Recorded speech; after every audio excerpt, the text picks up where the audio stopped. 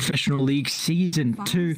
We're going to be kicking the night off with Invictus Gaming up against IG Vitality, the clash of the brothers. We're going to, I was going to say sisters. Well, the siblings we should go with. We'll go with the siblings. The clash of the Invictus Gaming boys. Let's see who's going to be able to take it out here. We just got it's kind of like a derby match in a way, I suppose. I like to do this at the start of every day and at the start of every series, so we are at least up to date with how the ladder's looking, and so we are able to paint a bit of a picture on how important these games are and what it means for both these teams to be able to take the series. And unfortunately, at the moment for IG Vitality, this series doesn't really mean too much for them. They've already been knocked out of the DPL-CDA. They will an opportunity to get to the playoffs, mathematically dominated, even though they do still have 2 more games. So this one and another series later on tonight versus PSG LGD. If they won both of them, it wouldn't matter. Unfortunately, they still would not make it. And now for Invictus Gaming, that leaves them. They're currently in 8th position. They are 3-5. This is their last series for the group stages. So if they win this, they would jump up to 4-5. And I think best they can get is 7th spot. So maybe you can face Team Aster instead of Vici Gaming, at least with how it's all looking with the standings. So it's really just seeding at the moment, which is going to be played for tonight. Especially with LGD going ahead later on. We'll bring that up later, so we don't have to worry about the series later on. But yeah, this one in particular, playing for Pride, trying to, this is still a new roster with QY, Daydream as well. So just get the, trying to get the industry down pat, I guess, is a good way to put it. So we'll see how the two series are able to end up. I actually haven't casted them for the DPL-CDA Season 2. When week 3 they didn't play in, so far they haven't played in week 4 just yet. So yeah, I did do a little bit of, I watched them at least previously, maybe a couple months ago, not even a couple months, maybe like a month or 2. That is one thing I find fascinating, the fact that the DP is still getting banned out. IG Vitality was facing this death profit about a month ago, when it was the hot thing. DP was just so incredibly strong, and they were winning a lot of games in it. Like, they were actually playing incredibly well with that death profit, and it's just fascinating to see that IG is still going to take it out of the pool. It does allow IG, I gotta stop saying IG because it's the same. So it does allow IG Vitality to pick up the Mars. They even leave the Vengeful Spirit in the pool, so Invictus Game wants to pick that up. We're seeing a lot of the Venge into either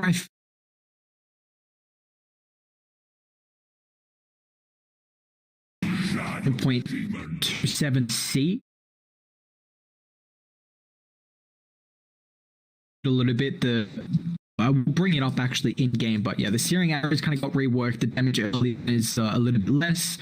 The death packed health gain and damage gain also got reduced in the earlier levels, but maxed out is the same. And we're actually going to see IG Vitality. They go for the Shadow Demon here with the follow-up, so it's always very nice to be able to get the banishment into the spear setup, and can never say no to a Shadow Demon. I think this is probably, Shadow Demon and Rubik are one of my favorite supports at the moment. I think they just do so much work across the map. We did see Rubik slightly change there, so not too much. I'm actually super keen for Rubik Core. Now that's one thing. I think Rubik Core could see. No, I don't mean in this game, I just mean in general. Like with his Fade Bolt is pretty good. Like, he got some counts, level 10, 50 base damage, level 15. He got Fade Bolt steals hero damage. So, he also got his attack speed buffed as well, base, but don't really bring him up too much. I'm just kind of saying it'd be cool if we do see that here. Who knows? We might see Thompson. I think Thompson before this change, he was still going like Trez there, so if he was having fun with Rubik. So who knows? Maybe Thompson will just pop off, show how strong a Rubik Core could be, and then it might just get banned out. Because it can either be like a meme build, or it could just be like something that's actually super, super strong. But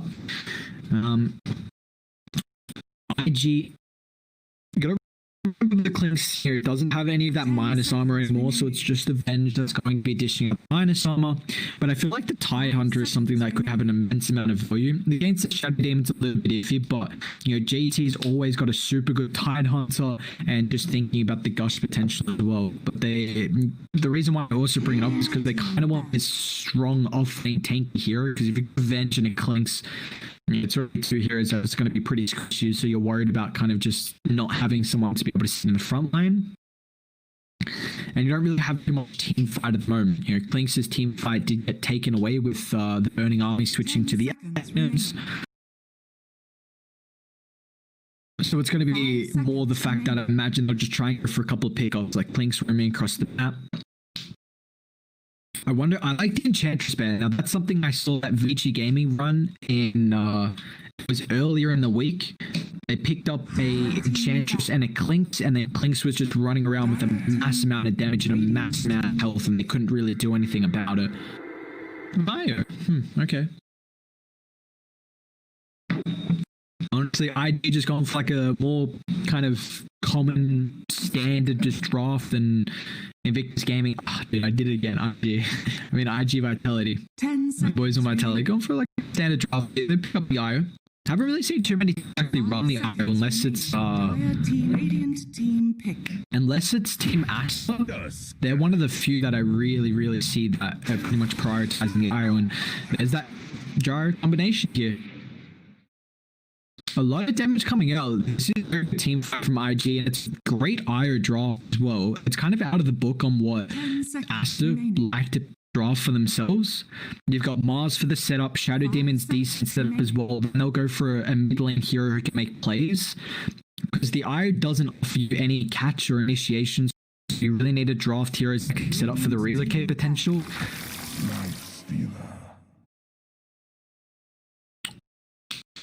Live? Are they going to play the Clinks as a 2 or a 3? We saw Vici Gaming play the Clinks as a 3.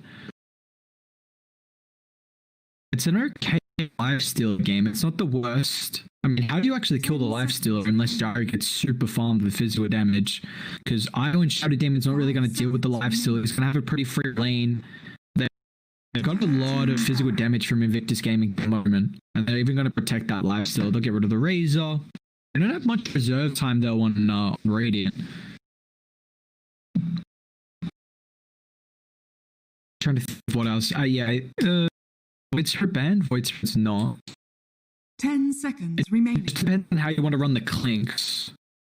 You could draft someone like a Brewmaster, honestly, for Invictus Gaming, because then he can build the Helm Bomb for the Clinks to eat. Because I think you do kind of want a hero that's going to be able to have a creep for the Clinks, just constantly you're following him around, so he always has his Death Pact.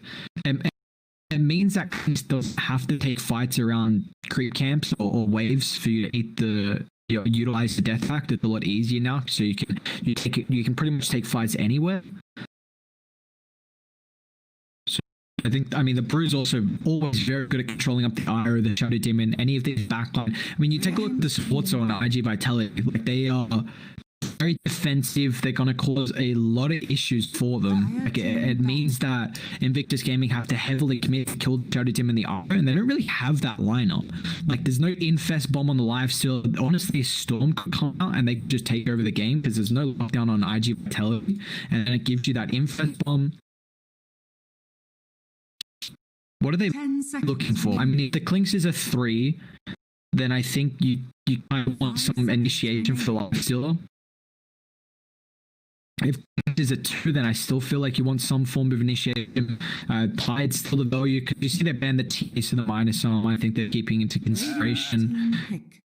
There's the Storm. I like it a lot. Just the Infest Bomb carrier for the life, so they really need to hunt the backline. Shadow Demon. It's going to be a big issue actually from Invictus Gaming, that if they can't deal with these 2 supports, then they won't really be able to kill anyone.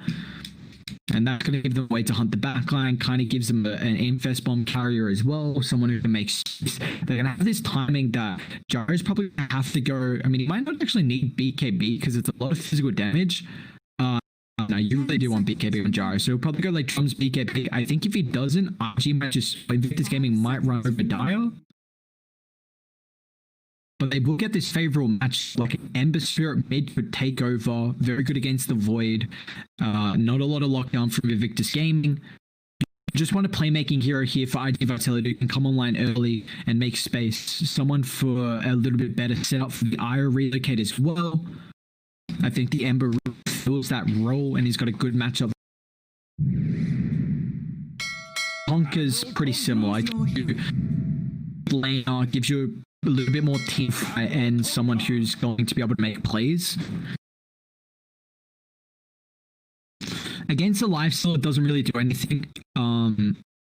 And Void Spirit has the Dissimulate as well, where he goes into the Ether, so the X isn't really going to do too much. But I think this is really nice. You take a look at IG Vitality's kind of lineup, and the team fight is going to be far superior to what Radiant have at the moment. So I think Invictus Gaming, they have to play around. I think Invictus Gaming have to play around being able to pick off heroes with at least Clinks roaming, Void Spirit roaming. Like, the IRA is always going to be with the +1 in the gyro, and then the rest of IG Vitality need to play is free. Otherwise, if they get picked off, then they might just start to end up losing map control. And they're also on Radiant, so now have far superior Roshan taking potential. They already have a really good lineup to take Rosh anyway. The minus armor from the Venge, the Tusk amplification with the tag team. So I want to see how Doodle plays this game out. If he does go the drums BKB, which I think he will because they're worried about, I believe, I'll tell you, late game, they've got this game easy. Actually, do they? Because Clinks' damage output is freaking incredible with that change now. Do they actually take it late? Lifesteal late game's not the worst. He's definitely a lot better than what he used to be.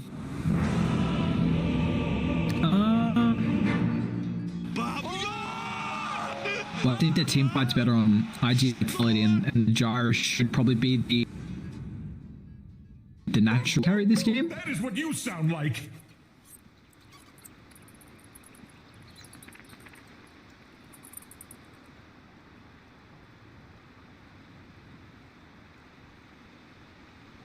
So he's made to pull up the lifesteal. He got the 2 level 10 challenge chains. So, well, I get upgraded. It was 25 attack speed to 30, and it was 150 health to 200 health. And then the 4-second open wounds cooldown at level 20 used to be a 40 open wounds lifesteal added on there. So that's a change to the lifesteal. Let's do this real quick. All right, we're all good to go. Here we go. Ladies and gentlemen, game 1, second last day of the group stages here. Again, just keep in mind that these games more important for the boys on Radiant, so they can get a little bit better seeding. Unfortunately for the guys on Dire, IG Vitality, they have already been eliminated. No hope of being able to make it over to the playoffs. They block the camp? They do. Okay. Cut through to the middle. What am I missing with the timings here? I'm just always feel like a check.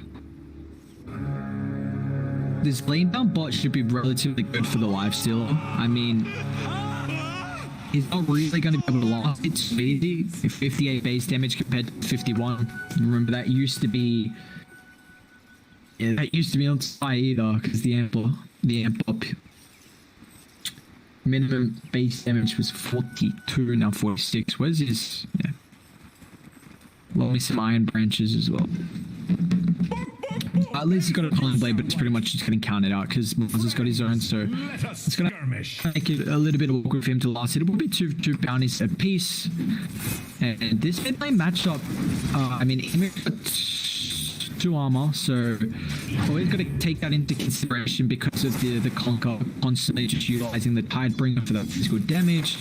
Will make it a bit awkward for them to be able to pierce out. But the harass early might be difficult. You see that Searing Arrow's damage used to be 30 level 1, it's 22. So at the very later level, it's going to be the same at 60, but the levels before that is a little bit less damage, unfortunately. Everything else, in 7.27C, you see the Death Pact health gain and Death Pact damage. On the earlier levels, it just got reduced a little bit, but the later is sensible as well. So it's just kind of hindering the clinks until he does hit the kind of that level 18, and then he's going to be around the same power spike as what he has been previously. I do wonder, you know, if Ollie honestly might just go for like a helm dom this game potentially, because I brought up in the draft that you kind of like to have a hero on your team that can just chuck a creep at you, and so you can constantly have this free death pact. You don't have to play around where the creeps are situated. But he's having a pretty good time mid at the moment.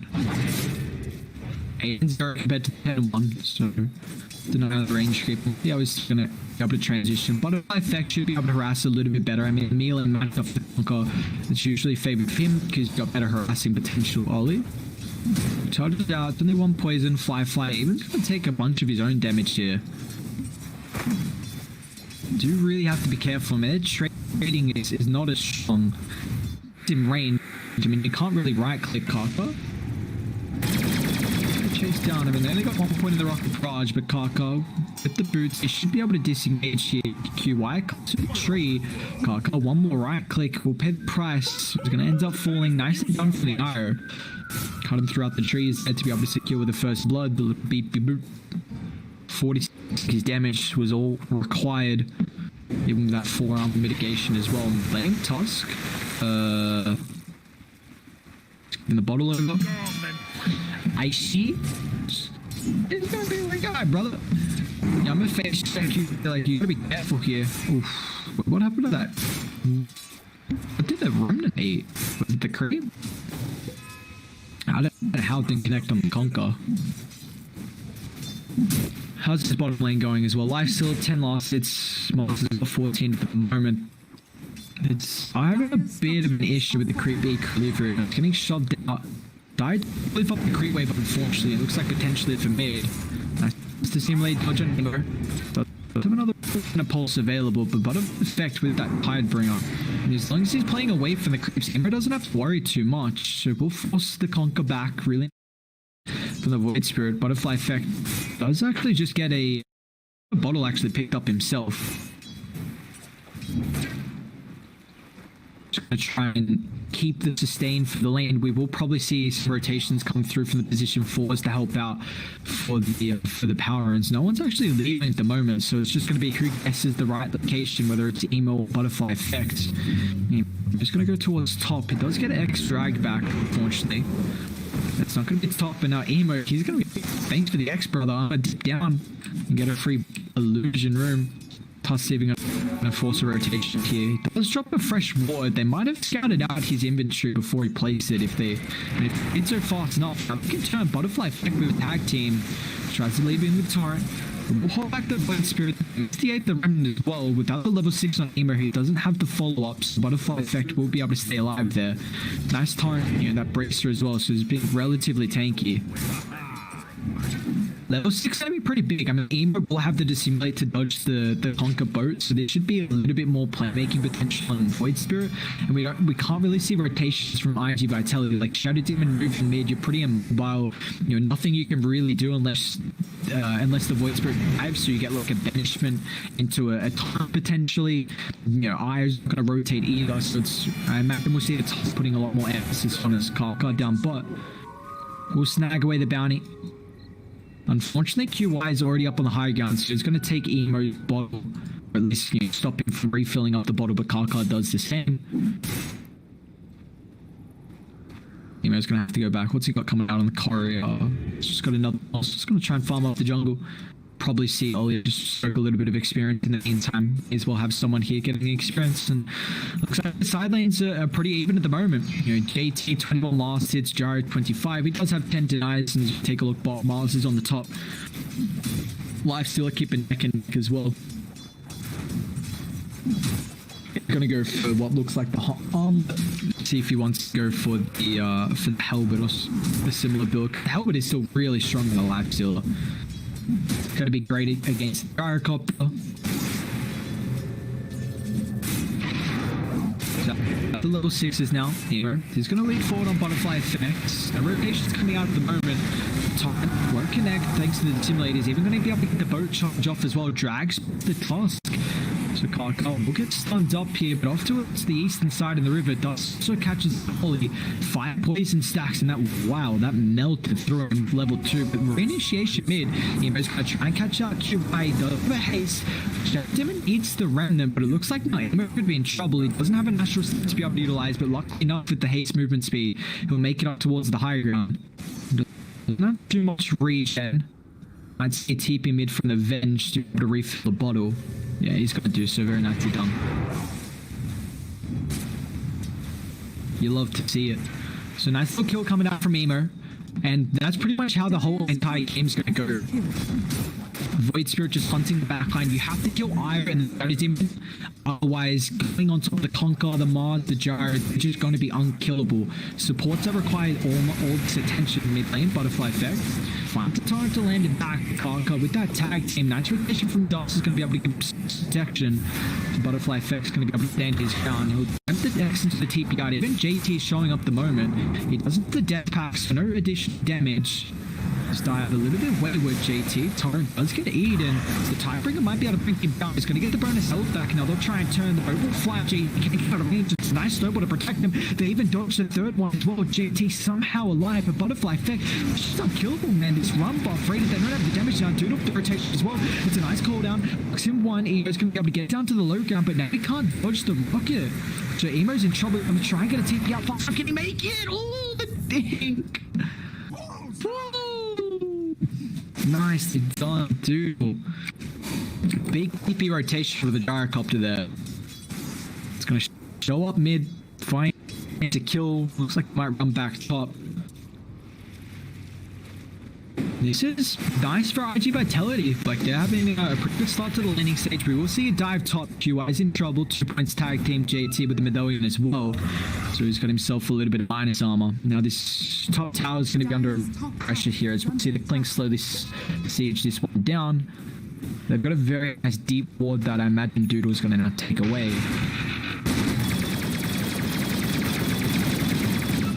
Any at the moment of the Ancients, none so far. Even though they did have the Shadow Demon playing the off lane, so put in a better spot to be able to create some stacks, but it's not the case. Life still top of the net worth though. Straight for that halberd. No, sorry, straight for the armlet. Apologies. It looks like guys still want to protect the tower. They'll rotate up the Mars, who does have the ultimate. So the I don't know what the cooldown ult is. I mean, take a look. The Conquer, 80 seconds level 1, 60 maxed out. Butterfly effect, you know, same with the 60. Cooldown, that's probably the longest, just a flat 90 there. So honestly, the AoE team fight IG Vitality have, they're going to be able to take some pretty good mid-game fights here. And I think Butterfly effect just wants to try and tank up. Like, I honestly would not mind a halberd. You know, he still might go Shadowblade to help with some initiation. BT. They'll catch him out there. Need Rena to be able to secure a kill, and that Daydream dropping it should be enough. JT, he's in trouble. They get a rotation from Emo. They bring down the Clinks. Tosco a little bit late for the rotation there, but it looks like Daydream's going to pay the price. He's lost. The sacrificial lamb knows he can't retreat, so he's going to try and stand his ground. IG Vitality going to send a couple of void bottoms, well, fly. Might see the rotation top. Does he want to stand his ground? I mean, Lifesteal is a very, very good laning carry who doesn't need much help. Self-sufficient, so that's why we've seen pretty much Fly just solo the entire game. Look at the farm he's getting, man. 72 last hits, doing a really good job of keeping up. Hasn't been involved in any of the kills, but you see Fly just going to kind of stand his ground. And if IG Vitality attempt to dive on the Lifesteal, it's not going to be easy to secure with a kill. With the Infest QI, they're going to essentially drop from the backline. It's not going to be easy to kill off the IO there. They won't be able to be able to meet top. In fact, Dust will be a much easier kill as Emo is going to find his third of the game here. Nicely done for the Void Spirit. Karkar even getting involved. Mars is hunting for a bit of a return kill here, but he's not going to be able to find anything as Emo's already back. Keep the bounty for him to claim as well. I mean, there's a lot of bounties. It looks like Radiant. Did they get 3? No, it was a 2 for 2. I really hate that it comes up with the bottle on it because it just like messes up with the feed. Makes it awkward. Any stacks at the moment? Still no stacks of the Ancients. But yeah, he's going to go the Harmlet. I like this. Just going to tank him up. He knows that he kind of needs to... Like, Invictus Game's damage. Lifesteal needs a lot more items. Your clicks as well will need your death zone until it really has impact. Firefly's not an easy kill. They're going to try and get in before the rage. He can dip out if he wants to, but they're going to dip out. They do have the vision on Kark on that with missiles, so Snowball to dodge on top of the creep wave rating. They need more rotations. They need them now if they really want to take the fight, but it looks like Kark, he's stuck out there in the eastern tree line. So he'll get dragged back into the torrent, into his demise as well. Meanwhile, mid is trying to shove up the lane here, but just rotation top.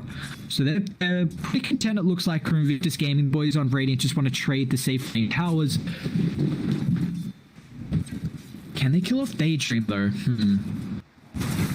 Is Dire going to get this tower before Radiant can start pressuring? So by the time they can defend top still as well.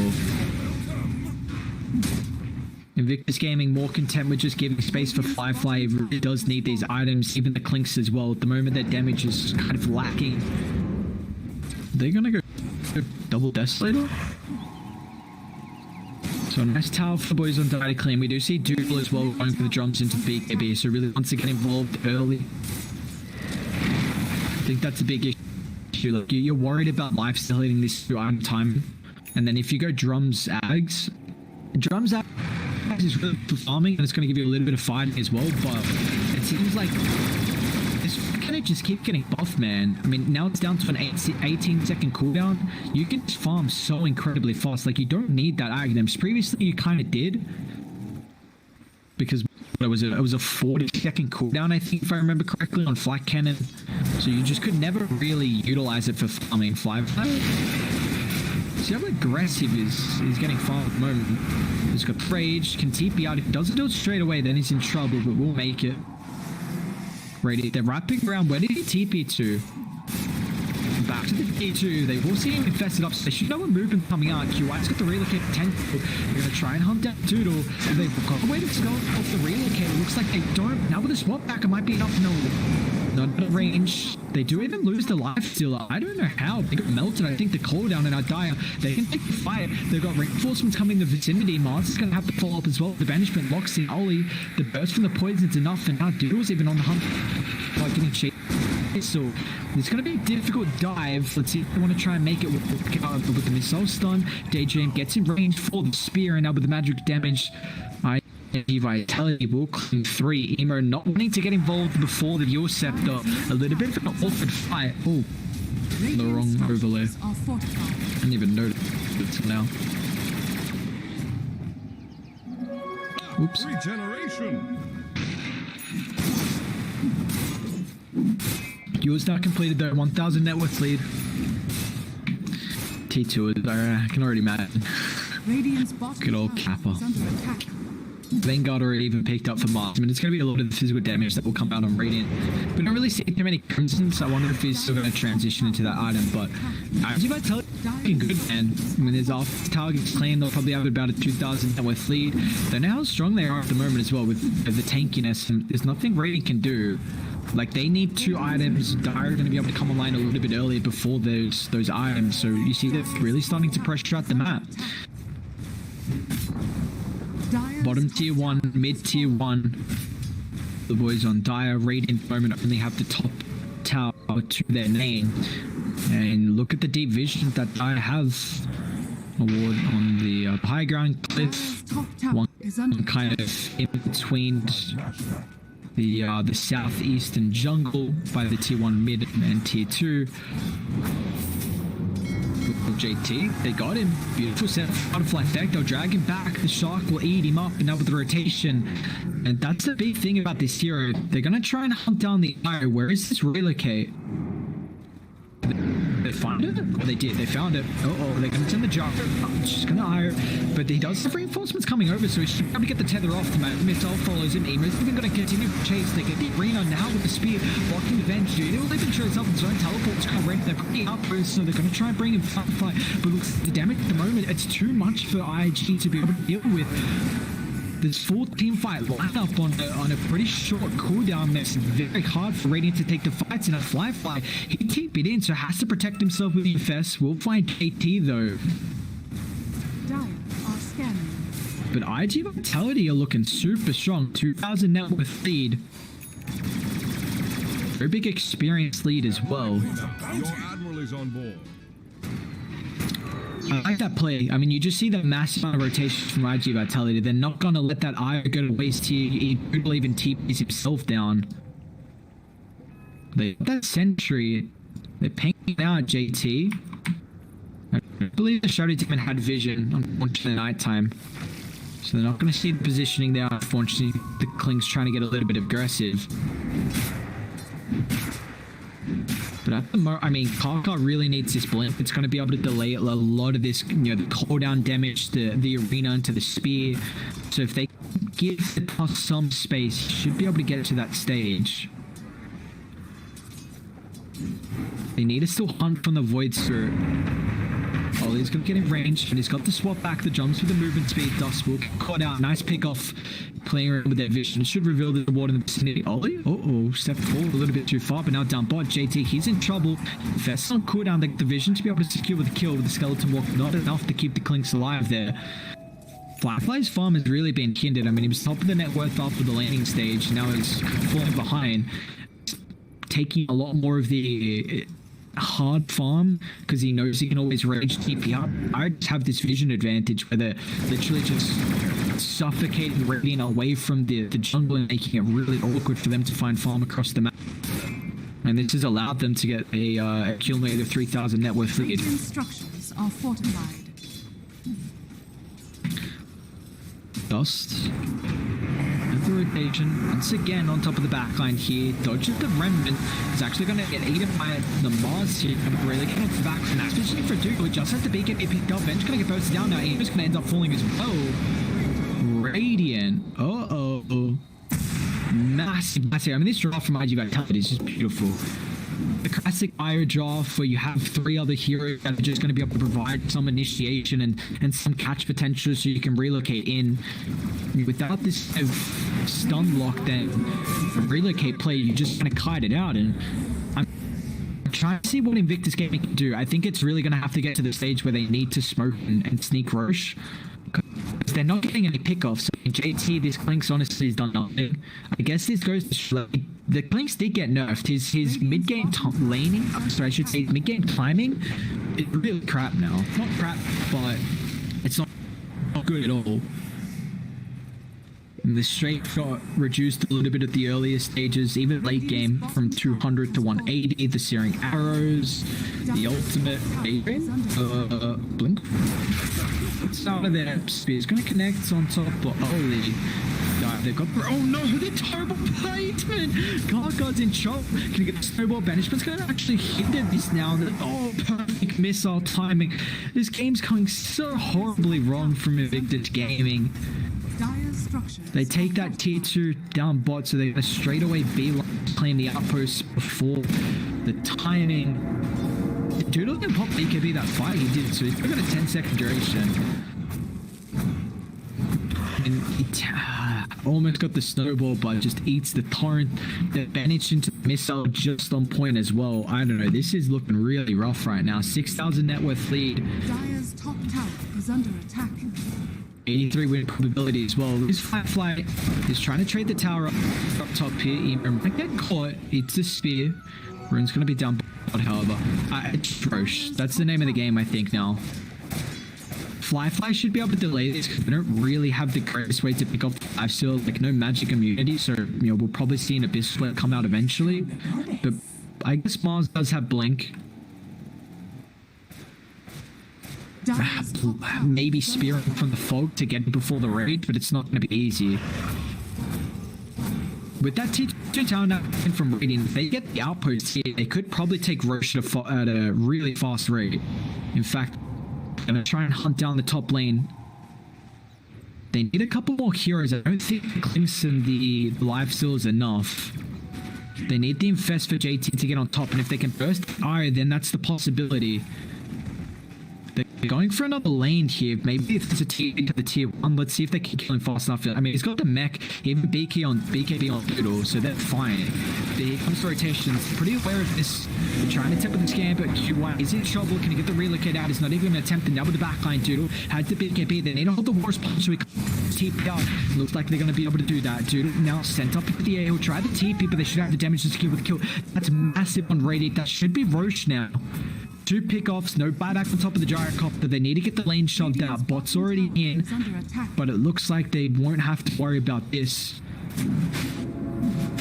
Clark wants the outpost. They can still TP to the tier 1 without the tag team. It will kind of slow this down. They got the medallion with the minus armor. The Venge old mid. What's going on? Emer is in trouble. It's down. And I die. This is an aggressive play for them. They might get caught out. Perfect shot. Looks stuff like he's going to be able to get the ultimate. He does have the snowball now with the rage forward as well. They're trapped inside arena, but JT's sieging up on the high ground here. Perfect position for the Clink to go to work. Dust makes it back over. The lockdown's kind of lacking for him. And now QI's respawn rating. They makes a big timing, man. They should have been able to take Roche. And now they might actually end up losing Fly here. Very done cooldown. He's going to have to try and utilize the armlet toggle. Not enough. That's massive, that IG vitality. I could almost look like a good fight, but you just can't kill them. Like, Mars Conk is so tanky. You got the banishment as well from the Shadow to delay it. And now if they take Roche at this DD, I don't see how Invictus Gaming come back. Butterfly effect? I mean, Dire coming over. They want this fight. Benjamin inside the river. Void's able to get the double damage route, so we'll be able to clean up the back line. He's got the Aghanim's as well, but up in the higher ground, can't cast Snowball. Already being used, so he doesn't have the defensive protection. It looks like Ollie's going to get picked off by Doodle as well. They do lose out on the DD, which I think they need to take Roche. A little bit of a gold swing for them, not too much. Yeah, Doodle needs a couple more items before he can be able to take this. Ooh, Butterfly Effect's gonna go Ags. He's really far. They think they're claiming it, but they are not. Alright, well, at least Radiant don't lose Roche, which I think would have been pretty drastic if they did. Meanwhile, kind of chill out. See what couple of neutral items you have at the moment. No one's holding the comms now. What's the eye ghost? With the arcane. The essence ring is going to feel pretty nice for him if he does pick that one up. Unfortunately, they've already found a little. I don't know why I thought it was a tier 3. Because essence ring's so freaking strong. What's the last still got? He's got the Aquila. Okay. Flat flag. He's going to walk up mid. Nice rage. Relocate's going to move forward as well. Fly doesn't have the infest. Now with the rage about to fall off, they get the arena locking in. Fly's in trouble. What's going on? Karnar doesn't get in range as well. It does have the snowball, but I mean, it's not going to matter. It's got nowhere to go to. Catches up Doodle, but they, oh, nice blink. Okay. Holds off long enough. Really nice to dump from Karkar, actually. And they just lose 2 heroes again. Emo. Snags with the haste. The one good thing is that the top lane's getting pressured in. The speed does connect. They're gonna have to power follow up as well. Is there more stuns to lock him in place? Emo's in trouble. They get the X now, but the Urseptor's gonna be able to delay this. He's got another Astral Step if it off, makes it down inside the river, and now with the haste, Emo will be fine. Still look, try and take Roche. I mean, are they at the stage where even if Roche is super slow, I don't think it matters. You have a lineup where you're pretty content with taking fights, as long as you have all your ult to the top. GT's now got that later though, so his damage is going to start to feel a little bit more impactful.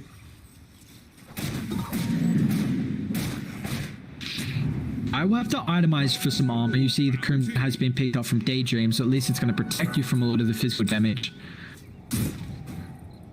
They are getting the vision advantage by Roche. Radiant have a wall at the backline, so they're well aware this is occurring. They're going to try and smoke up and make a play, but they don't have the greatest initiation or the greatest kind of in-fight lineup, so this is going to be awkward for them. The wraparound, they have to kill off the supports. Emo hunts in the backline with that ward. We'll be able to catch up the Shadow Demon. But I'm going to try and keep him live. But a nice stance with the Resident Pulse. We'll be able to protect him. Follow up in the arena. He does have a live action to try and refund straight away. GT stuck inside the arena. paid the price here. It's a 1-for-1, but Butterfly Effect will be able to catch out another drag backs to toss. They got the shards as well to be able to utilize for the spear. So taking a fight inside the river, unfortunately, the Shadow Demon, remember, it just brought back now with the rear. Okay, dude, just going to try and wrap around here. It's a beautiful silence. Shadow Demon still ends up falling. Firefly's got the protection of the rage. He needs to try and get range for the first. Emo doesn't have any more astral step charges, so the dragon back before he gets it. He was all but a quick snowball keeps him alive. JT's on the high gun as well. Ray, can they take the fight if they're taking up with the torrent? Locks him through. Massive amount of damage. Iron's going to be able to find this wall to keep them alive. Firefly's in trouble. He's got the rage back up. Going to try and utilize the armlet, but on top of the backline. We take a look. Emo hunting. You'll kill off the conquer. The speed dragged away as well. Somehow still alive. This fight dragging on for days here. Catching JT. They've got a sentry available from QY. JT could be in trouble. Drop the sentry. Now the damage from Doodle's going to be enough to secure the kill, but it looks like Invictus Gaming, they want to get revenge. However, Mars, Tanky, they're meant to be able to kill him up, but now Invictus Gaming, they just got baited. IG Vitality running all over them behind the tier 1 tower. They even claimed this one after the fight and should be able to go back and take Roche as well. What an incredible team fight from Dire. You see how much emphasis that Radiant needs to put on the supports, but man, oh man, it took them so long to kill the Shadow Demon twice. They didn't even touch the IO. I mean, this Ghost Scepter mech, that's all IO needs at the moment. And you take a look, like Gyro's at the stage where this isn't even a Gyro's strong suit. He's got a stage where might just be killable. Emo might be able to take this.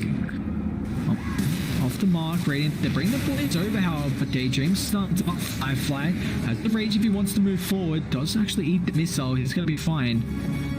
So Dire claim the ages. Doodle's already pretty much unkillable, and this is before the Butterfly scarred his 10x. So just imagine until he's just going to be sitting in the front line. Step lively now. 9,000 net worth lead for Dire. 15k as well. Remember, the boys on IG.V, they are playing for pride, unfortunately. Knocked out. No chance of being able to make it to the playoffs, but still a new roster, trying to build the chemistry, and the chemistry is looking good at the moment. Very beautiful game 1. It's going Octarine, huh? No BKB wanted this game. Just gonna have to go full aggressive. Quick jump if he does want it. Looks like he'll send back the Essence Ring. They even get a Titan, so it's going to be pretty nice for them.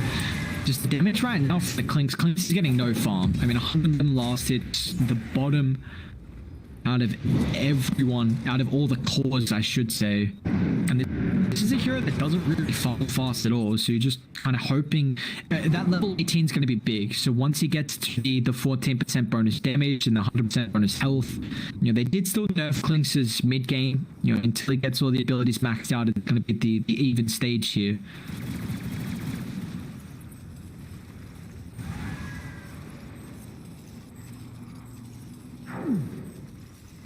Trying to search Clinks on Dire are scanning. On the update to see it's not. So in 7 Radiant's middle got changed. tower is under attack. I don't know how to turn off that sound whenever I do a quick search and nothing comes to Butterfly Effect. Uh-oh. God, you're in trouble here. This is the torrent. The boat's going to be on the mark. Radiant, they are sieging in the top though, so trying to provide some space. We'll see Kaka end up falling. Now Fly. We're just going to try and TPR, deal with the lanes, mid lane relocate. Radiant, can they actually no, Dire bring the boys. Can be a little bit too hard. So Fly just wants to try and shove out top. I guess the only play here from Invictus Gaming is to maybe rat. You can do it at a decent timing. Like Lifestore and Clinks will push relatively fast. But unfortunately Dire, they're already up on the high ground here, so it can make it a little bit more difficult. We'll see the Clinks actually TP back to base. Holy. Just a missile there. We're going to TP but Fly. They wouldn't be able to trade objectives. Going for the mid, but now with the swap back into Remnant, this is a nice opening for them. They keep bursting down. QI's going to probably get in range for the heal. To now Spanish onto the backline as well. Eventually, let's have a buyback. Have to force it out here now, but the Infest as well keeps the life still alive. They're going to drag back JT. Does he have to move Smith to get a range? He doesn't. Now Radiant, and they take the fight. They're forcing Dire incredibly really deep, but look at the torrent still go to work. Locks in two. Firefly in the backline as well. They just have no damage. It's a dieback revenge, and this might just be game, man. IG Vitality take over. a tier 2 top, but you can go back and claim the bottom set of racks if you want. What a beautiful Torrent Storm from Butterfly Effect. If you don't kill the Eye, if you don't kill the Shadow Demon, how are you going to kill any of these cores? It was a beautiful attempt to swap into the double Aether Remnant, but QY out of nowhere, Dust with the Banishment as well. 2 full sets of racks ready. Looks like they're not going to tap out just yet. But there's still ages for another minute 17 here. So Dire, they've had enough. They want to end this game. You ain't going to tap out. We'll make you tap out. Let's hit a couple tier 4s. See if we can get a couple extra gold in the bank as well. Radiant's middle tower. Void Spirit eyes out for this Kyron Song. Just going to get whatever he can because this game's about to end up. How do we initiate? You got to get the backline. JD's hunting. Now notice there's no vision at the moment. Far back Shadow Demon is because he's got the blink. Beautiful, but really gets up on the high gun. Protect the initiation aimer. Dust will end up falling here. Won't be able to rejoin them. As well as about half HP, but to get the extract back into the torrent. Toss does have the snowball's going to be able to keep the live. Aimer's going to try and get the range as well. Doodle stunned up. Still got the ages. They're trying to quickly, but it's still got 30 seconds. Toss will fall. The thread's now exposed as well. Orange protect himself with Shadow Anvil. Where's the A-Ray? It's coming through. Black finds a bash, but the damage actually against the Mars is pretty much absolutely negligible. G's to drop. And this game is over. IG Vitality beautifully done. Negligible. Negligible? This is yikes. That's a hell of a game for IG Vitality, man. They're gonna be to game 1 against the boys on raid.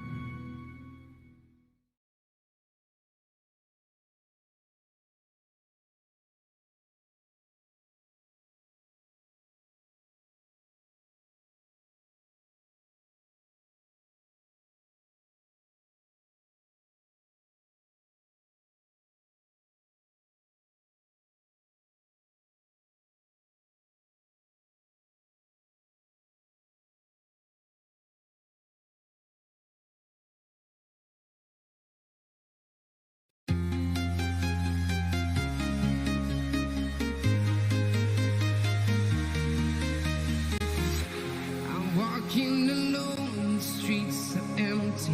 The only thing I can see is my own silhouette. I'm getting stronger, step by step. The clock is ticking, but there's no time for regrets. I've been flying from town to town, from London to Taiwan. I've been all around the globe trying to protect your soul. We are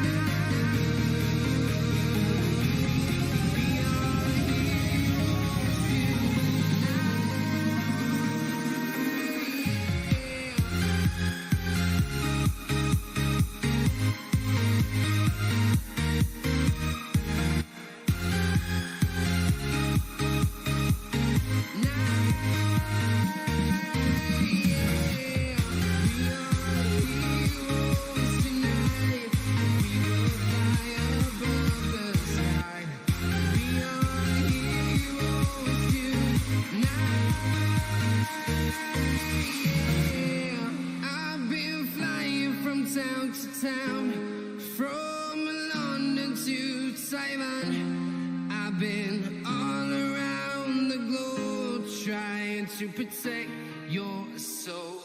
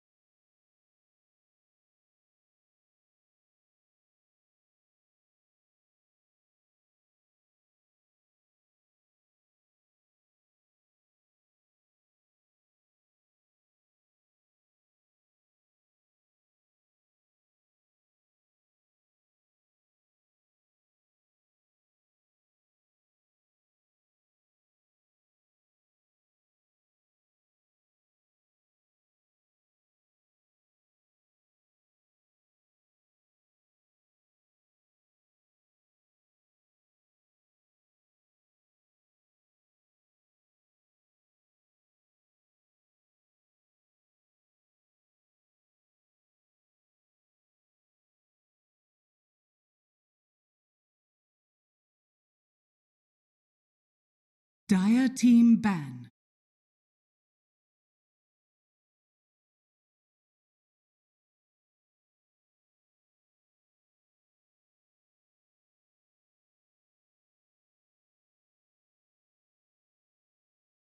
Ten seconds remaining. 5 seconds remaining. Radiant team ban.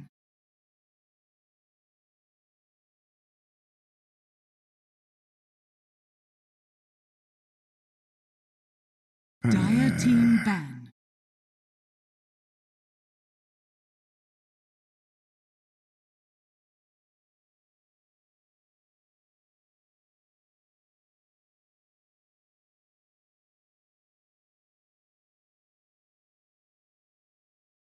Ten seconds remaining. 5 seconds remaining.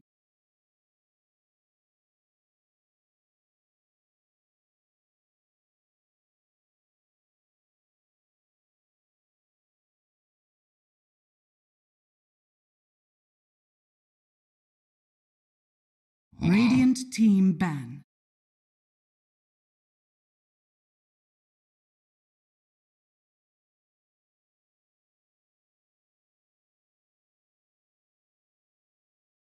Welcome back, ladies and gentlemen. Game 2 underway. IG Vitality with a very, very strong game 1 performance here is going to be able to secure advantage heading into the second game. we take a look with bans and picks already underway. And it's actually going to be a good switch up here. IG Vitality, they'll still ban out the Clinks, even though Invictus Gaming didn't have too strong of a game with the Clinks. We see the Mars and the Clockwork banned out from the boys over on Dire. Would not be surprised if this Venge is going to get opened up with already just... It seems like if the team has first pick and the Avengers available, they're prioritizing it a lot, and they will. Might be a little bit different of a draw. Well, I guess they can't go Venge Cling, so yeah, it definitely will be a bit of a different draw, but already with this change. So they do leave the IO in the pool. 10 And seconds so they remaining. prioritize a couple of different bands here. I wonder if we'll eventually the Shadow Demon as well. Earth Shaker. It'll be the Shaker. Get banned out in the first game, in the first phase here from Invictus Gaming to the left through, and now IG Vitality can pick it up. It does get instantly answered with the Rubik. So it's a very good, whenever you see Earth Shaker, just very, very good Rubik game. Fissure is probably the best ability to steal, I think, for Rubik. 10 seconds I'll have to remaining. see it. You can make a whole lot of plays happen with that. Dire team ban. Queen of It does leave the Clop now available, which didn't get touched in game one. It is the Queen of Pain into the Rubik, and pretty much all the Clop's abilities are very good for the Rubik to be able to deal. Blink, Scream, Sonic Wave, Daggers. Not as strong as the rest, but it's still pretty strong. team ban. And the reason I like Rubik is the fact that you've already got an instant stun in the telekinesis pass point, and you're also going to have this, the Clop's positioning in this game is going to be pretty on point.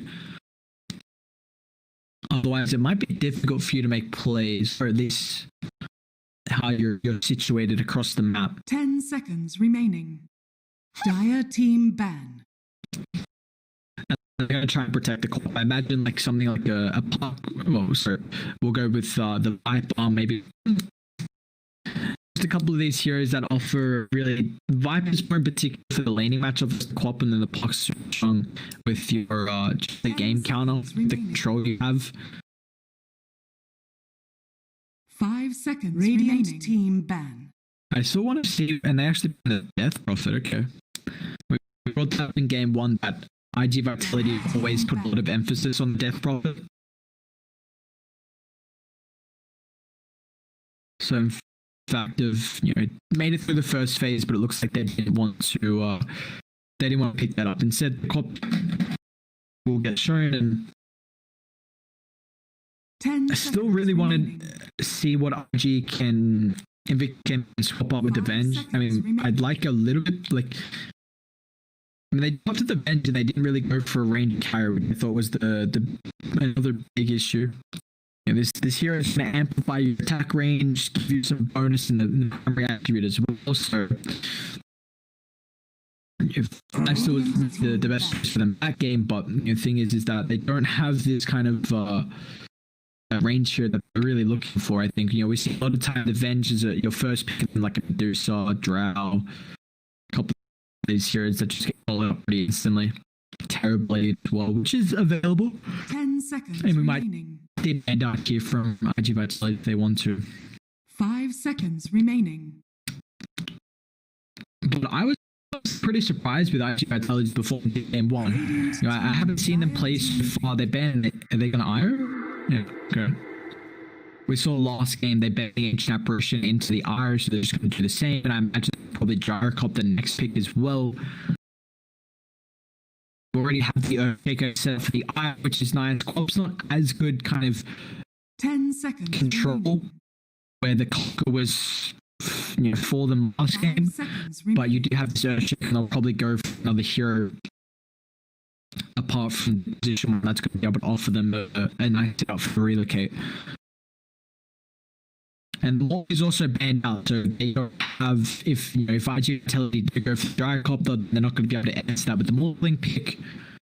And Invictus Gaming don't have a lot of AoE. No AoE control, no AoE damage, and that's a really big thing that Io doesn't like main to or burst.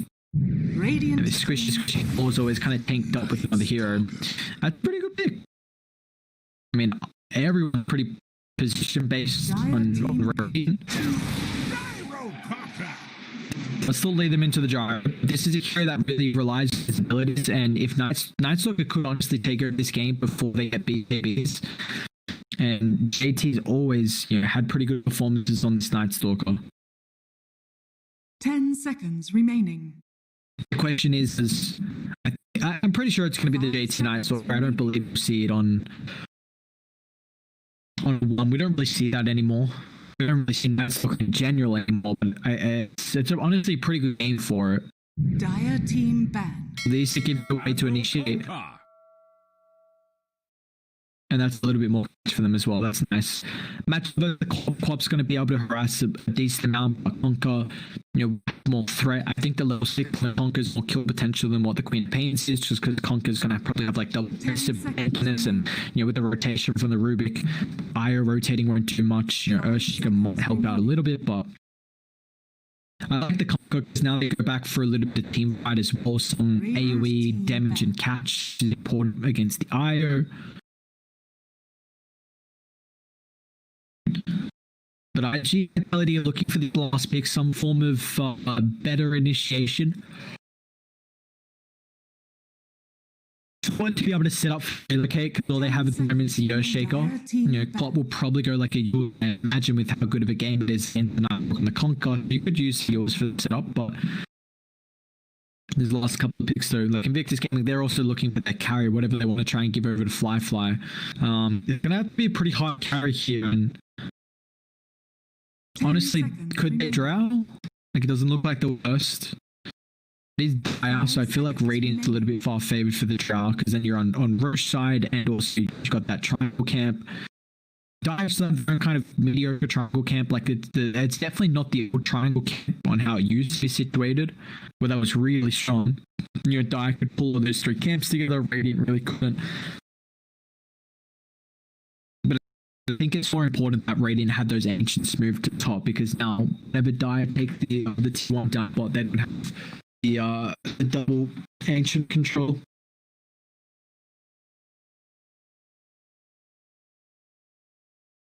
Not much reserve time either on Victor's Gaming. I don't think last game had much reserve time either. Not that it really mattered, but it was just interesting to look at Team ban. with what they left over. They banned the Timber. What are they worried? Are they gonna go for like a strength hero here, which Timber would be able to destroy? 10 Slark seconds. doesn't seem the worst. I don't know if this is a perfect Slark game though. 5 seconds remaining. You got a melee position 4 and potential melee position 3, which Slark should thrive in. But again, I still think they really want a range carry. Could Luna be a factor?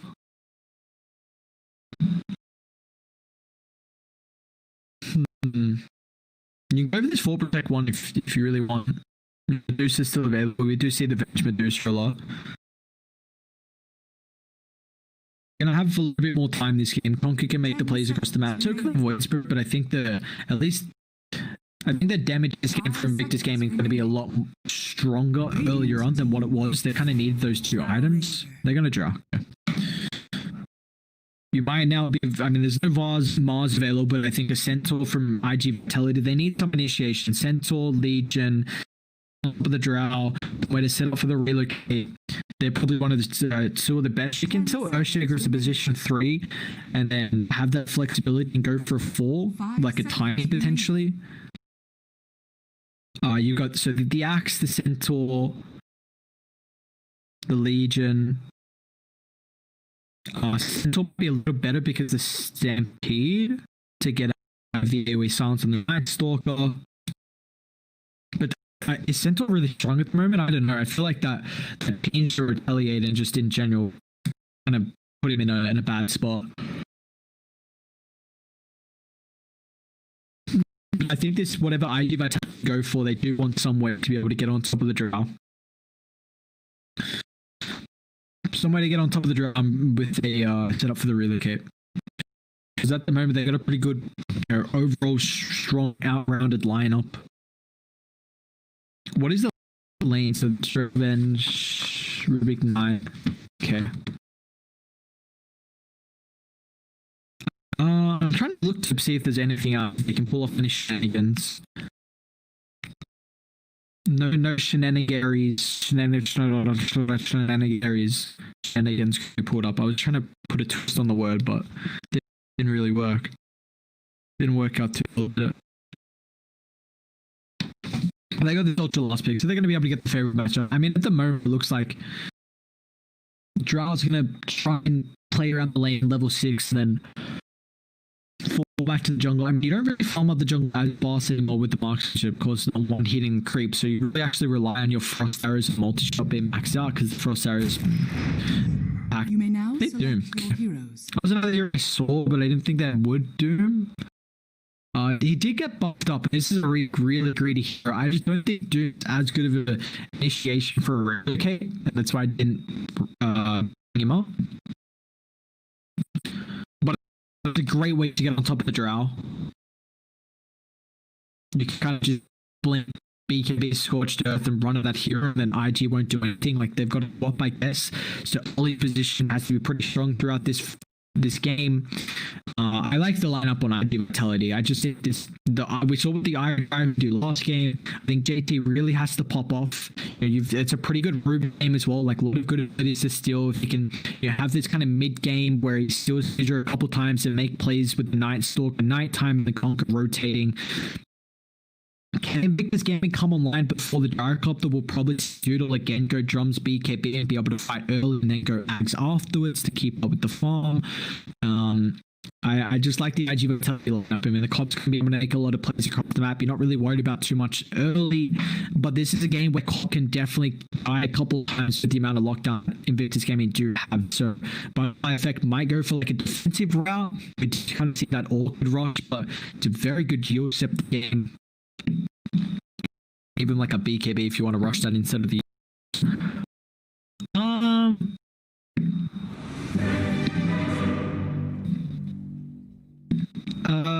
I mean, I imagine we're just gonna. What the heck? Oh my god, she went flying.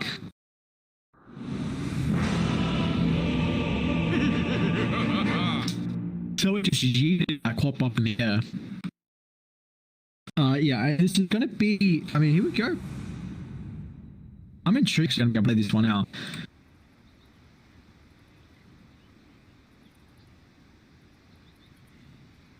Because your objectives really early, or you just get an immense amount of farm. I think this is kind of a difficult game for the Drow though, because Quap's going to blink on top of the backline. You already have a defensive support, so you got the Venge spot. Dude's going to get on top of you. Earthshaker's got blink, Jar, they're just going to pop AKB and run at you. Quap's going to get in your face as well, so it's going to be a pretty difficult game for the Drow's positioning. And they're going to aggro this as well, so they're going to put Daydream solo against the Night Stalk, and they're going to try and aggro. This is a pretty decent aggro lane, honestly. Earthshaker being able to, protect with the fissure. Joe Range is a hero that is very, very reliant on mobility and positioning, so the fissure is an incredible ability to take that out of effect. See you later, nerds. 30 seconds. I have pretty good. I mean, they've got 3 ranged in a trial lane. So that's like, that's never too easy. 3 ranged in a trial lane feels pretty rough. But Rubik's usually pretty good. That Fable early on did get nerfed. When the medicals got reduced, the Fable damage got increased, but it leads to damage reduction from a fixed value now to a percentage value. Means that you won't, it's going to be a lot better at the later stages of the game, but earlier on it won't do as much. Ollie's going to be able to snag away the bounty. Not really revealing too much of the lanes at the moment. Actually, no, so they're going to anticipate this. Firefly is going to swap the lanes up. JT is going to go top. Radiant don't have a deep ward, unfortunately for them. And I don't think they saw Daydream. Did he cut through the trees? He cut through that one. They might have still seen him with the ward. Regardless, so it looks like they're going to be able to get the lane matchup, which they won. Make sure it doesn't go on the tower. Next. And now Daydream being solo, he's going to get harassed a lot. They're not telekinesis, but level 2 Daydream will definitely be under threat of dying. He's just going to get completely zoned out. We'll at least have the lane pushing in. devoured that creep, so it's not going to work out too much in his favor. He is in the safe lane, so going to be closer to the tower, but he's already popped himself and will force the rotation down. But it's going to be an Earthshaker who's very, very bad in a lane. This is not a strong hero, so IG should be able to push out this bottom side. IG.V Gaming, I should say. Let me take a look mid. Emo's already got another set of tangos to be able to utilize. It's just going to be a constant harass that butterfly effect. Check out. Makes it pretty awkward for the Conquer. You see how far back positioning. Does mainly so he could actually get a tango, but it does still play around what we're bringing up. Level 2's now picked up. They have the multi-shot I think they're working aggressive here. Daydream. Off HP's got the Scorch Chef. Does a really good job at zoning back Karka so he doesn't get him into the telekinesis. They're not going to be able to find a kill. Who got the creep there, actually? That Devour region did get nerfed as well, and the gold gun increased 200 maxed out. So it's the same max, but earlier on the gold does a little bit more. However, just to dimension, the HP region did get slightly touched. Every level it got reduced by 1. So just that little bit of sustain in the lane, we're going to have to see him bring out some region. He does have a circler and some tangos coming out from himself. Meanwhile, how's his mid matchup? 6-3 compared to the 11-1, so he's still doing really well with last hits. But remember that the Conquer's going to have to utilize a lot of regen to keep himself afloat in the lane. It might be easier for Butterfly Effect because eventually this Cop's going to have a bottle coming out and can just utilize the high mobility to be able to refill up the bottle.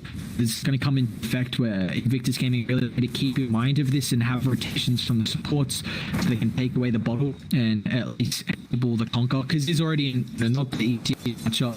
Doing losses, still got the Tidebringer to harass, so every extra level in this is going to help out here. But if he keeps getting those range creates denied, it's going to be a little more awkward, I should say. How's JT? He's got the helm, actually. Alright. Thinking about diving JT, he's going to be able to drive the tree line. We find here. Meanwhile, down bot, Danger. Look at his DPL. The damage with the multi-shot. Only one of the volleys connected there, so Dooms makes it back towards the tower. I think one more volley would have been enough to find a kill.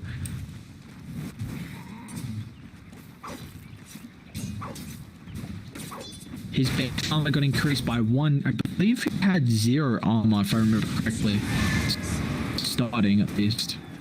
Protection's helping him out. He's got the break now. Did he have 1 or 0 starting armor? I thought it was 0, and then now, because he got his base armor increased by 1. He got some really nice winning state buffs with that armor increase and the attack range by 25. It was 175, now it's 200 mid-quad. Fine, looks like Parker was trying to wrap around here, but Butterfly Effect's got a T. Can he blink Parker? What's going on here? Butterfly Effect is no matter for the blink. He might be in trouble. One more right click will find it. Karka. Oh, a little bit awkward there in the mid lane. Or not too dumb.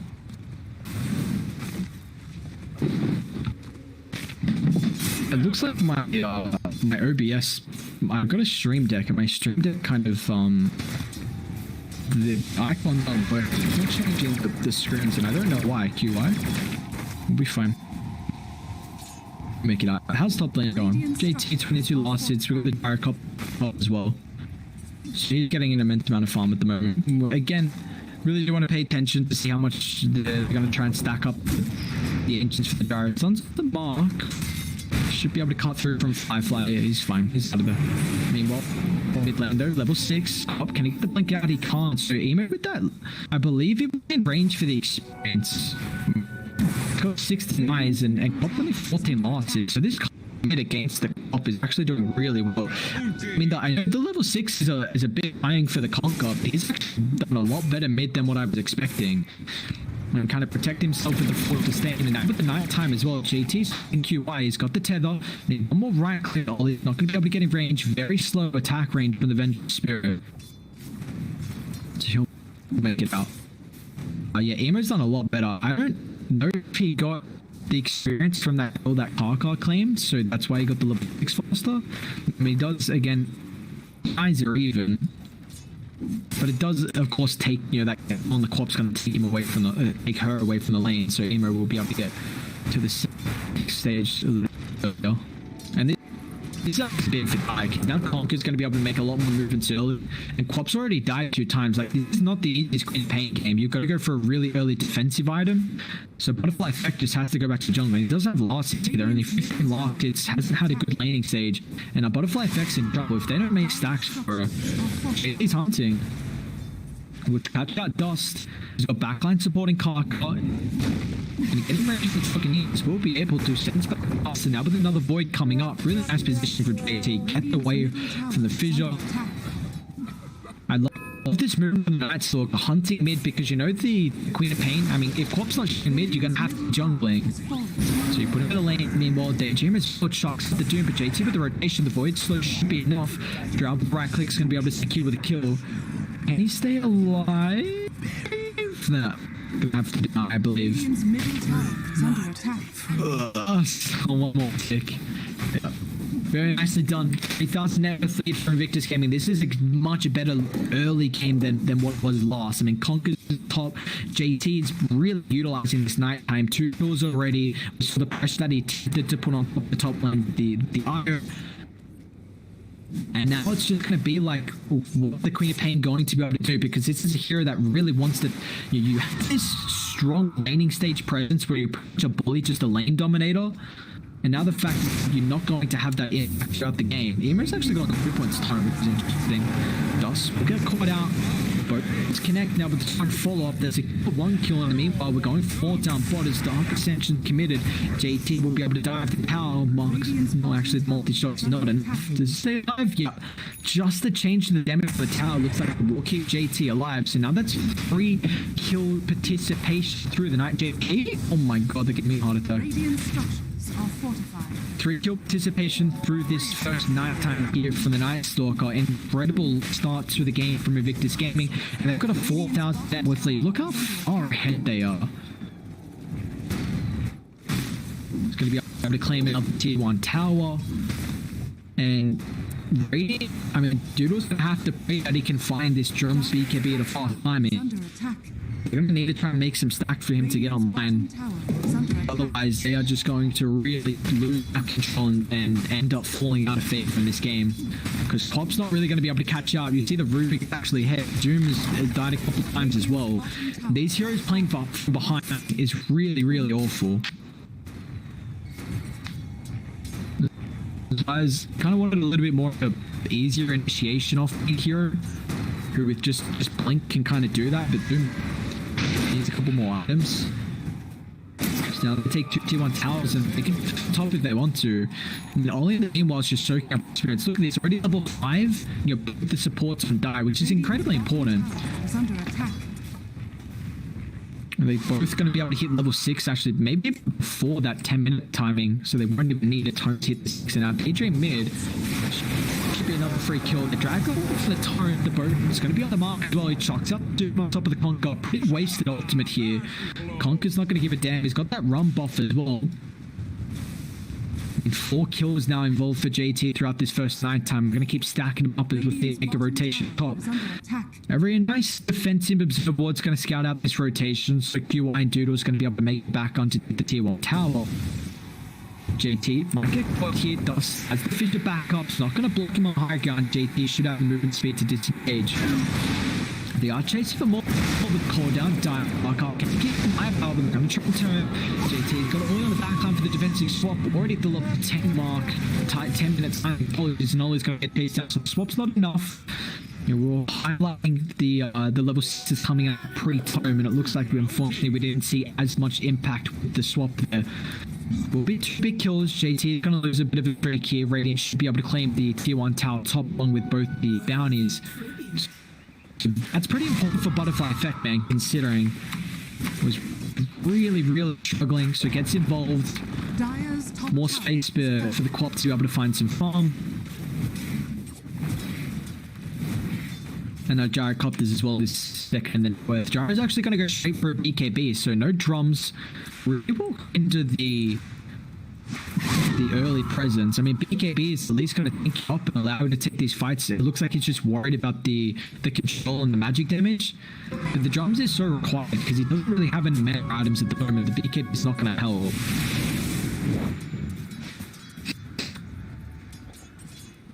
They're hunting Kaka.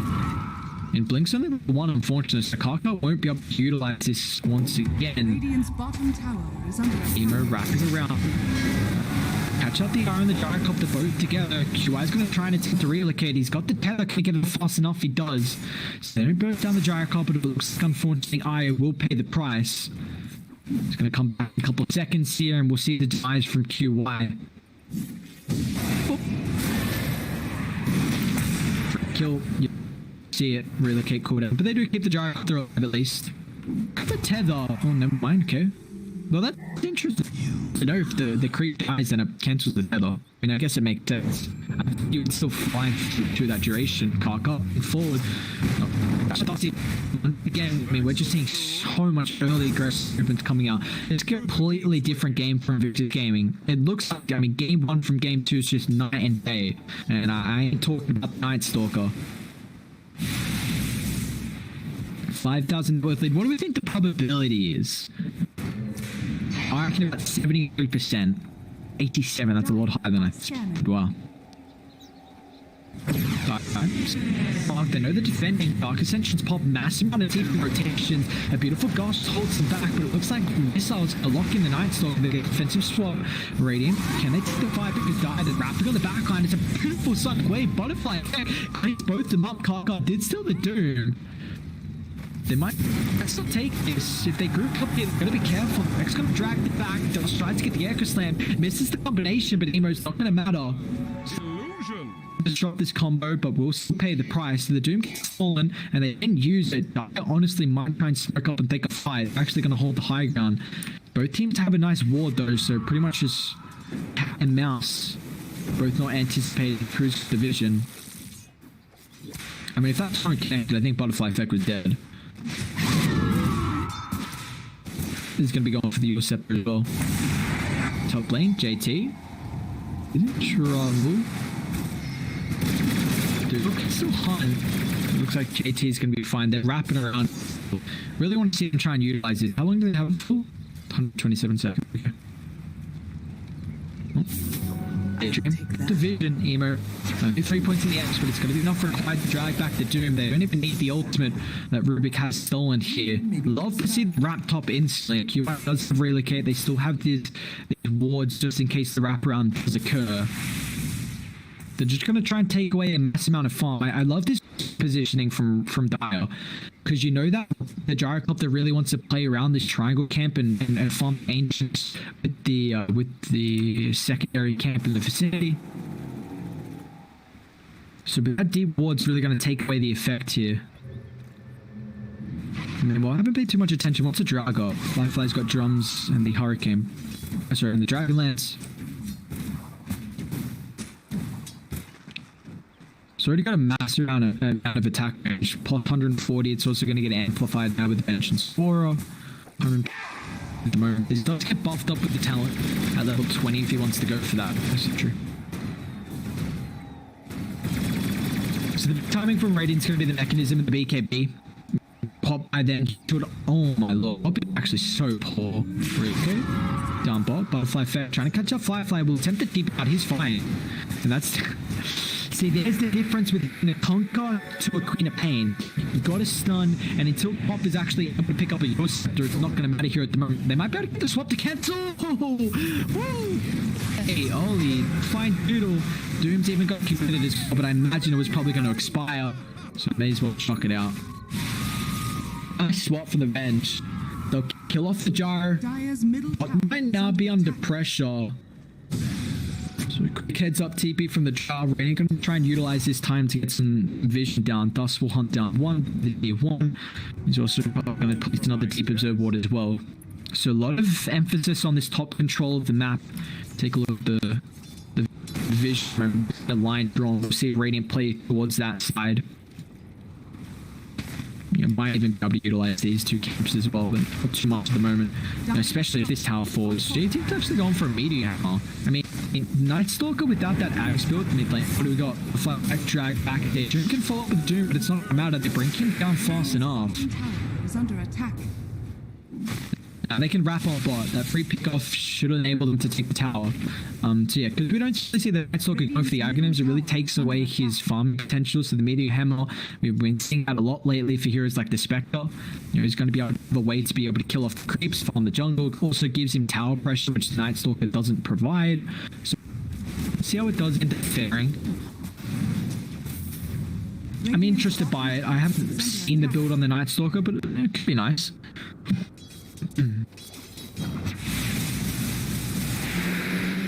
7,000 with a relocate. I'm gonna try and defend the bot here. I don't know if everyone grouped up. Flyfly's struggling. It's a pushback. The Silence JT need to protect it now. Will be able to do so. Dire full retreat. Can they protect? And they can. What a beautiful play, man. That silence into JT putting his body on the line. They'll kill a volley, but Hero looks like now they want to take a fight because they send back the Jar and the Ire. Daydream caught out. Flyfly's still going to show up as well here. Doom's in trouble. Dust yet without Blink. He's going to take the TP. They don't have a way to cancel his JT. That's the item. Very nicely done. That guy's pretty big there from Flyfly. Already level 2 in it, but just extra second on the silence. And now they're still going to end up cleaning the tier 2 down bottom. Outposts now available. You know, a couple minutes before the before that 10-minute interval. Top hunting cock. Catch up, Doodle. Flyfly can get in range here. Multi-shot from Fortnite on cooldown, but they even have Ollie to help out with a big wraparound through the guys trying to catch up these heroes before they can disengage. The real unfortunately still down for 25 seconds. Emo really want to go for it. We'll catch up Doodle. We've got the tier 1, but there's no TP rotation, so they force out the BKB. Still on the back line's JT. But I guess you're pretty content with that. 10-second BKB on cooldown. Now you're just going to take over the jungle as well. Got some T2 neutralizers available in. We'll find double. Can they Roche? It's only 2 points in Wave of Terror. Don't really have any life. Yeah, they don't have any life still, but it is nighttime. So they're feeling pretty superior at the advantage at the moment. Radiant. Relatively good vision around the Roche pit. And then it's more aggressive action in the backline, so they don't see anyone from the jungle. And it should be pretty obvious if no one's in this jungle, they're either making a smoke play because you're controlling bot at the moment. You know, they'll top pushed in, so they didn't want to do anything about it. I don't know if they can fight without BKB and Blink and Shaker. They really need these items. So they're hunting Emo trade. It's a Dust Arc, essentially in the backline. JT, beautifully done. On the back, the Ire. So it looks like Earthshaker's going to be under threat. Pump will be able to kill now. JT needs to hold the Void to be able to cancel the TP. You're right, he's in trouble. Let's get the tether down, but it doesn't matter. Follow up. It's going to be another dead target. We'll take a look inside the base here. Daydream. He's got the movement speed, so we'll be able to get out of range of this threat. Still going to be careful, man. They're hunting great things. So this vision advantage, still Daydream will be able to keep himself afloat. They've got the Ire, so look how fast they're moving. I should say the tether. 50 movement speed on Park and JC. Hunting a little bit. He's on cooldown here. But that'll be enough. 9,000 number lead from this gaming. Just gonna out of tower. Still got this blink on the Earthshaker. They don't have the initiation or the team fight at the moment. Really need to give the Earthshaker a little bit of space to find the farm, but us just can't get anything across the map. He needs the farm bot. Hopefully he can get it blink before this tier 2 is too low. And then initiate forward Kaka. Gets on top of Doodle, they get the swap back as well. He's got the KB up in a couple of seconds. If he can get it off fast enough, the next KB will provide him enough heals. Now with another swap, it puts a little bit of a tricky spot here. Kaka's going to try and protect him with his own tether. And it will be enough to keep him alive. Another turn, Doodle has actually popped his own BKB. So, I mean, none of these, that's now down to 7 seconds. We've seen every BKB has been defensive. They got blink up on Earthshaker, but that's now no BKB. So Flyfly is just going to slow siege this bad boy down. I mean, they're going to have to probably just defend high ground. I don't know without if they can take a full fire. Tier 1 top going to be the next target for we still see by effect is trying to find the catch up. They do get another blink now. It's going to be actually pretty big for Radiant. A couple of blink timings. But unfortunately, I mean, that's pretty much about it they got for their timings. I'm trying to take the clock back to base. I wouldn't mind if they start up and head top to where the lane's already shoved out. Well, they've got to actually a ward here they can utilize. Ollie is under vision. Karka instead. See him forward. Echo Slam, Daydreams are going to reveal his own blink as well. Karka will fall. Very nicely done. Either on the back line, they've got the outpost control. They want to take the top. This war advantage.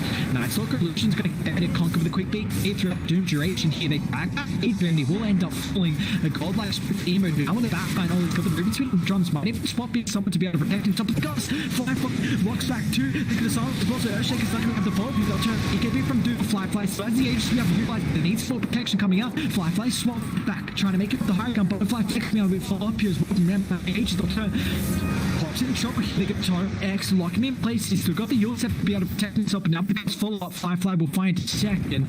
JT's hunting. This ward on the high ground will be able to provide the Earthshaker vision to be able to lock him back.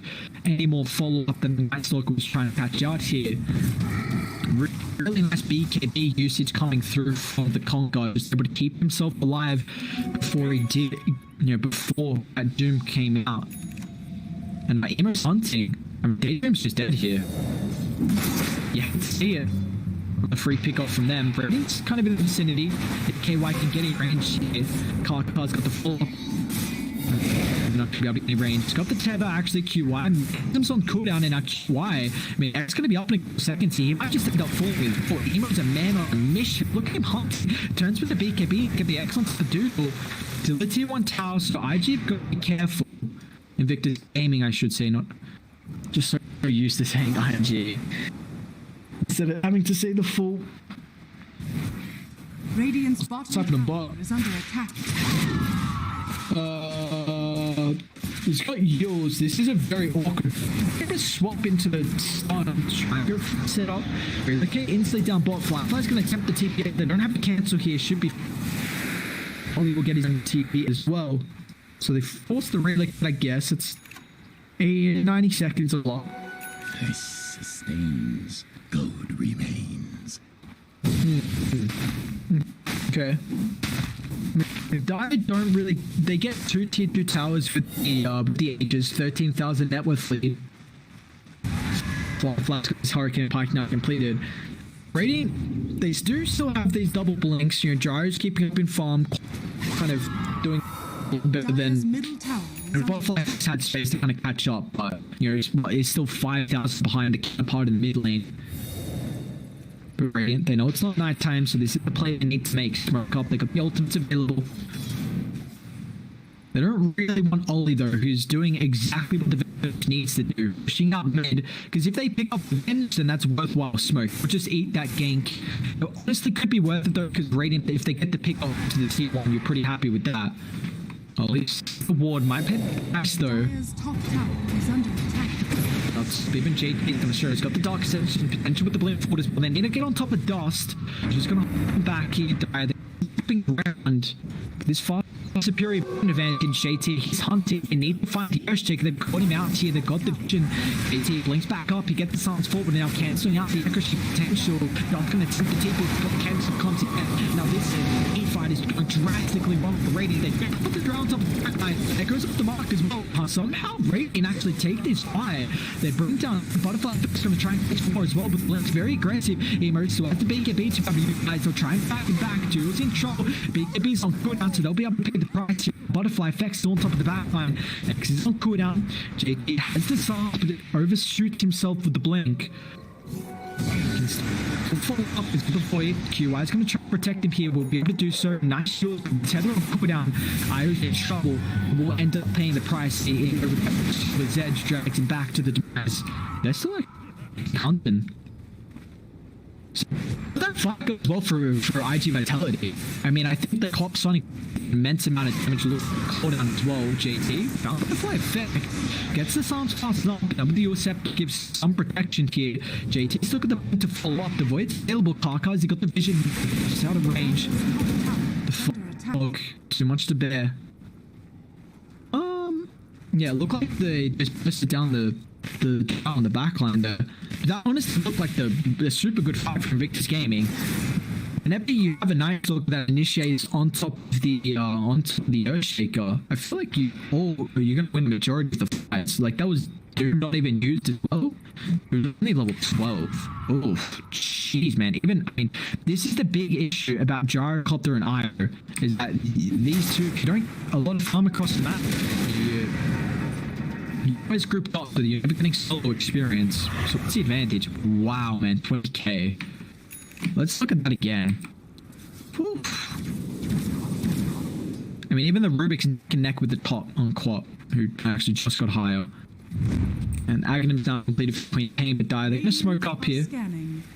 Roshan, gonna be a long spawn up in 2 minutes. Radiant also have some very nice positioning with their observer wards. Might be able to pop the smoke and counter initiate. Doodle, it's to both of them. This is but now they get the BKB off. No, placement to bring him down. Why? Doesn't actually take for the relocate. Gonna try and disengage, but they got the follow up in the X. A big vision from aim is gonna be able to drag back now. With the backline, won't find anyone else. So two pickoffs. Might try to just shove and get and pressure up the high ground here. Radiant's top tower is under attack. Have a gem? No, he doesn't. He's leaving for Hellwood. Up we go, fly roll, Echo Slam, Daydream. Them as well, then. It's not perfect fissure. Locks him on the backline. They lock, drag, and super greedy. I think they might be able to continue the fight out there. Gonna drag back the Doom. I keep saying IG, it's so frustrating. Is Kaka got Yeso? What the hell? Oh, he's gonna do it! No way! What? Yes, let's go! Oh, I'm survived. What the hell? Doodle? Oh, you got PKB, but man, oh man, you gotta be careful. They can pop into telekinesis. Doodle's in trouble here, man. They're going to pop into telekinesis, torrent combination, and they're locking down for the BKB. Your Y sounds on the back. You get sneak at your falls on JT. Once again, it's gonna hold back off. Now, Sonic Wave. A lot of damage here. It's a aggressive shot. We're back. Doodle. They need to tie bring here. Can he fight the target instead? The X is gonna be enough to be able to lock him down.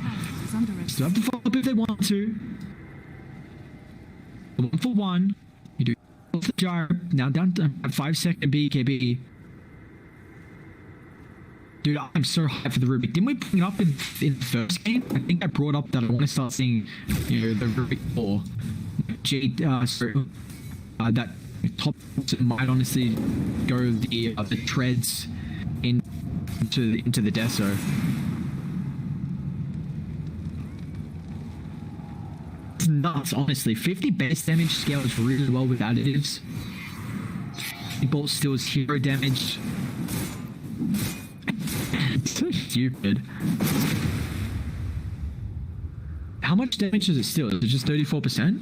Because how much it's taking away? I actually haven't seen. Roshan's now up though. Dude, is so fun. This is like what we saw, I think, yesterday. Remember that like 7 stack that Conker had? If anyone was watching the games yesterday, it was so far ahead in the network. It's a good fight here. Alright, I tell you, the auto the lob, the IO, pretty good target to be able to bring down to start the fight. Now Emo, he's hunting for more. They got water the backline, so they'll scout out Butterfly to TP. Karkar's got the follow-up to 10 positioning from the Rubik. It's just so strong this game because of how aggressive Dire can play. You've got JT with the blink, so Karkar can follow up, and you got Emo, Silver's just constantly running at you, and the Tether giving movement speed as well. He's moving 550, man. Look at his head, little bob. Should be free roast to them. This is on the Desolator as well. Good amount of minus armor. This roast gonna get absolutely melted. How did Radiant win this game, actually? Let's see. I mean, Jara's trying to go for a couple of items here. Maelstrom, it looks like. But it's looking grim. The fact that Conquer is just so incredibly farmed. This gaming and playing these team fights just way too well. Like GT's constantly catching out the Earthshaker. We haven't really seen any good echoes there. Underneath knobs, they're gonna smoke off. Darkest Ascension. Here comes Dire though. JT with the wraparound, finds division straight off the dust with the blink. Get the echo falls up. The BKB just spot the doom. Did they steal this as well? They did. So they saw the they're gonna be careful on the back. And Karka can follow up this. Look up the Desolator. Firefly's gonna go to work. Dust will get melted. Didn't even pop the echo, but he does have a buyback anymore. JT just cutting at the back line. Invictus game, they can follow up with a fourth performance. Duda's gonna run straight at them, but now they've stolen Doom. He gets melted. It's so much damage coming in. But Karka straight down. Butterfly Effect's gonna be careful as well. Look at Karka gonna walk, man. So much damage to the roof. Firefly is even gonna get involved as well. Yay. Increased by 50. There you go. Radiant's bottom barracks are under I love to see it. This game looks like it's well and truly over. IG.V, they got a couple of buybacks. They're going to hold them out here. They'll have to lose a full set of racks. They'll probably end up losing a full set mid as well. Doom and Cop was forced their buybacks. All they've got is the Echo, but so far we have not seen this Echo pay off at all. You can't find the initiation at the moment, it looks like, from IG Vitality. So they're going to back off. So the Night Stalker back, getting peeled up. Firefly still slow sieging. Back alive on Radiant. Radiant's middle barracks are But under how attack. do you find the opening? JT is going to try and jump forward so he can catch the silence on top of them just to prevent the echo. Radiant's top And multi. It's a lot of damage. EQI is forced. Constant shot, slow shades. They get the telekinesis. Now with the fall, does. It's a beautiful echo from the backline. But where's the fall? Fly affection. Complete ball. 24, but it's not enough. The Evo with the backline. Jar higher. Both Dust going to join him in the R-fly from this game. Go over. Invictus game, we hit back goddamn hard. 32 minutes in, but this felt like it was just a clean wipe. As honestly, this game, we could have ended a little bit earlier, but gaming made him work for it. What a beautiful performance from them. IG Vitality, I mean, honestly, it was night and day. IG Vitality game one looked good, and then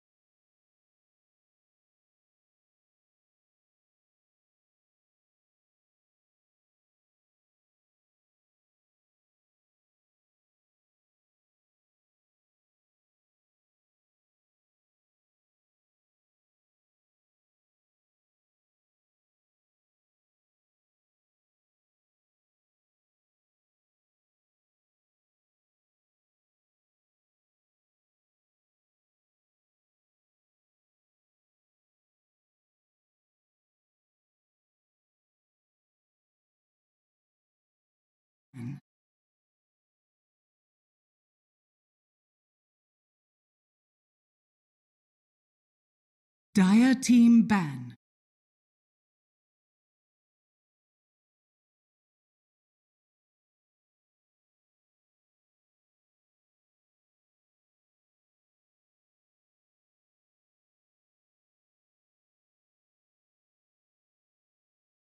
Radiant seconds remaining. Ban.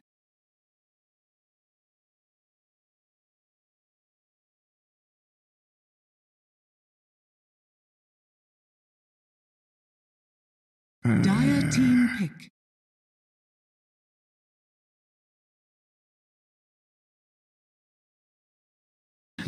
Goes on Invictus game and all the distance here as we've got a game 3. IG, I tell you, looking pretty strong in game 1, and then Invictus Gaming hit back hard in game 2 to even up the series. Now we're going to see a full best of 3 now play out. IG Vitality playing for Pride at the moment, and the boys over on Dire. They're the ones playing for some seeding heading into the playoffs, as we're actually going to see an Enchantress here already. And I am going to chuck out that there could be an Enchantress into the Clinks. Because IG Vitality, they swapped up their bans a little bit. They put some emphasis on the Venge this time. They let the Venge through both games. But in the second game, they banned the Clinks. Actually, no, both games the Venge was let through. But then in the second game, they banned out the Clinks. Now it actually gets let through. They swap up with the Venge ban, and there's the Clinks. That's what I was trying to get at. Just the difference from the bans. Mars does actually also get let through, though. Last game we saw Victus game take out the Mars, and it's going to get let through. So I think IG Vitality looked really, really good with it on game 1. It was, strong hero for Daydream. He had a better performance on that than the Doom. 5 seconds remaining. They won't get that Phoenix Doom combination, unfortunately. But, so this is going to be an interesting matchup with the Clinks. And I've seen... We brought up when the Clinks was in the drafting game 1 that it's really nice to be able to protect him. Well, I should say enable him with having a hero on your team that just constantly send him creeps. It makes it a lot easier for you to be able to take fights. You know, you can play away from where the creeps are situated, whether it's jungle or lane creeps. Because then you really got to, it means your pattern to get to the fight needs to be past the camp, so you can death pact. You know, Enchantress just constantly send you creeps. So it's really nice to have that death pact, you know, constantly available thanks to the Enchantress. And IG Vitality, they're going to go back for the same opener here. The Mars, the Shadow Demon. I believe we'll see the Io banned out. I don't think that will get let through. I highly doubt it. I think the Io team ban. Yeah, there we go. I mean, it's just looked like IG Vitality being pretty strong on it. I really think last game what they were missing was just pretty much game 1's draft, where the offlane and mid was different. They just didn't have as much kind of ways to enable this relocate potential. They didn't get as many pickoffs as what they did in game 1, and it really hindered them from being able to kind of catch back up with finding some kills 5 seconds and getting out on the map there. So I really like the IO band. This is the beautiful thing about when it goes to full best of 3, and even that's what I like about best of 5s as well. We see kind of the draft really starts. Will get prioritized differently. You'll start to get a feel of and what heroes they've really showed prioritization on throughout the series. And yeah, I mean, it just goes to show with that IO ban from Victus Gaming, I think the Venge ban as well from IG Vitality, it's showing these sort of heroes. So 10 seconds remaining. so we're going to try and protect the Mars. We see the Wolfling get banned out here. 5 seconds remaining. It's one of the best heroes to try and deal with with that. Wolfling's just so good at the Mars. You get out of the arena, you can burst him down. The bulwark doesn't really have too much effect. So I'm trying to think though, again, like Invictus Gaming have been going for a lot of lineups that don't have too much team fight. Last game was probably one of their best because they had the Conquer. That was really about it. So I'm intrigued to see how their drafts have been kind of wonky, like a lot more just kind of run at you drafts. You kind of take over the game with a couple of pickoffs and just be like this full, brute force type of lineup. So, IG Invictus Gaming at the moment, they don't have the greatest amount of lockdown, they don't have the greatest amount of team fights. They could really hinder them as the game does transition and, what we're able to do on the draft so far. So, something like the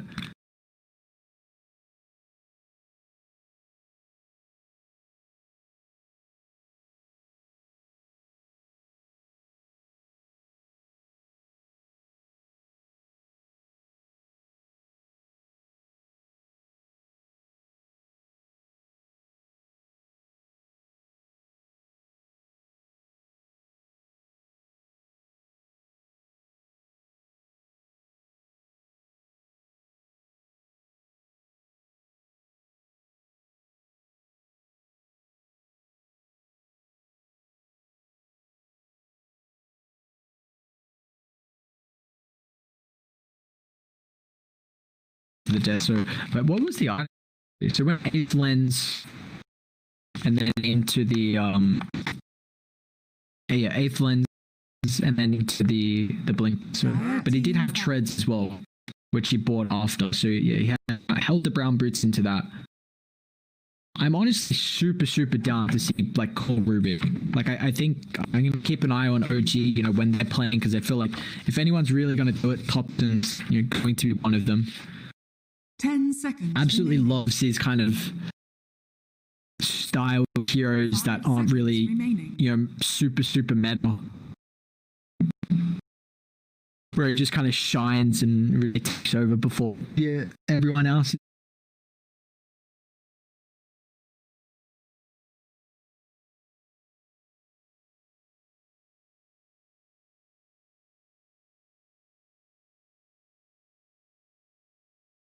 They don't have any AoE clear as well, and Terribly Shadow Demon's a bit of a worry. You never really want to let that one get through. So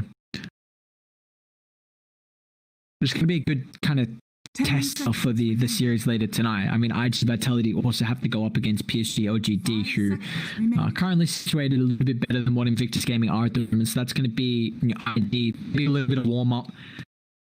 Might reveal a little bit for PSG OGD to see what they have to prioritize in the draw and the bans, etc. If they're paying attention to this series or not, or if they're just trying to warm up themselves and play some pubs. But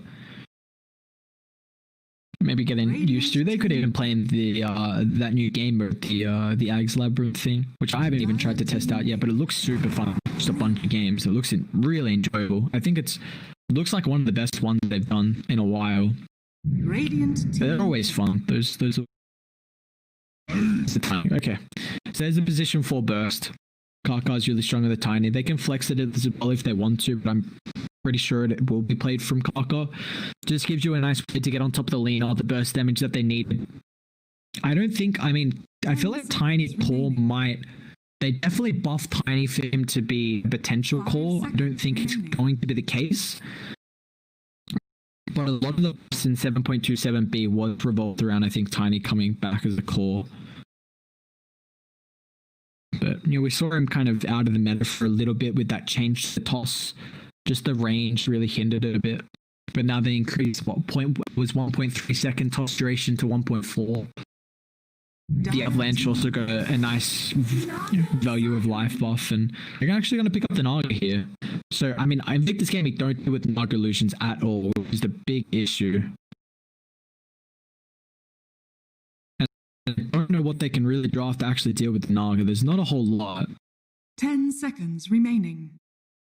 PL's available, but I mean, Naga's a hero that's going to have a mass amount of armor, just a natural agi carry, so the Clinks isn't going to do too much damage.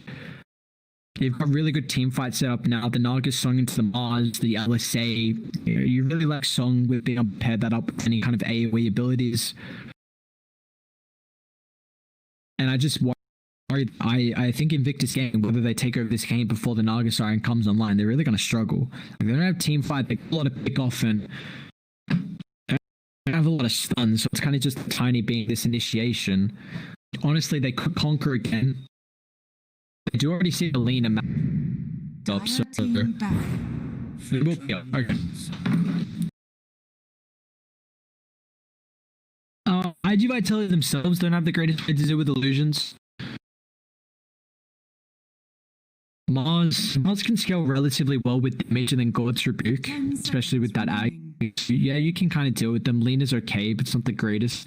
People's just going to get on top of the Lena now a lot easier. And it's very similar to the timing of the Nog. Both these heroes are illusion based. They want the Manta, they want the Diffusal. PL can come online actually a little bit earlier, I'd say, than the Naga, because you can go first item Diffusal and kind of show up the fights. Naga just really can't do that. Yeah, we'll be able to farm a bit of a faster rate because of how you can utilize the illusions. So we'll see if Naga can hit her timing before the PL, but both teams really don't deal with the illusions, so I imagine we'll try and see, well, they flex it. I mean, they need a position 4 for IG Vitality as their last pick.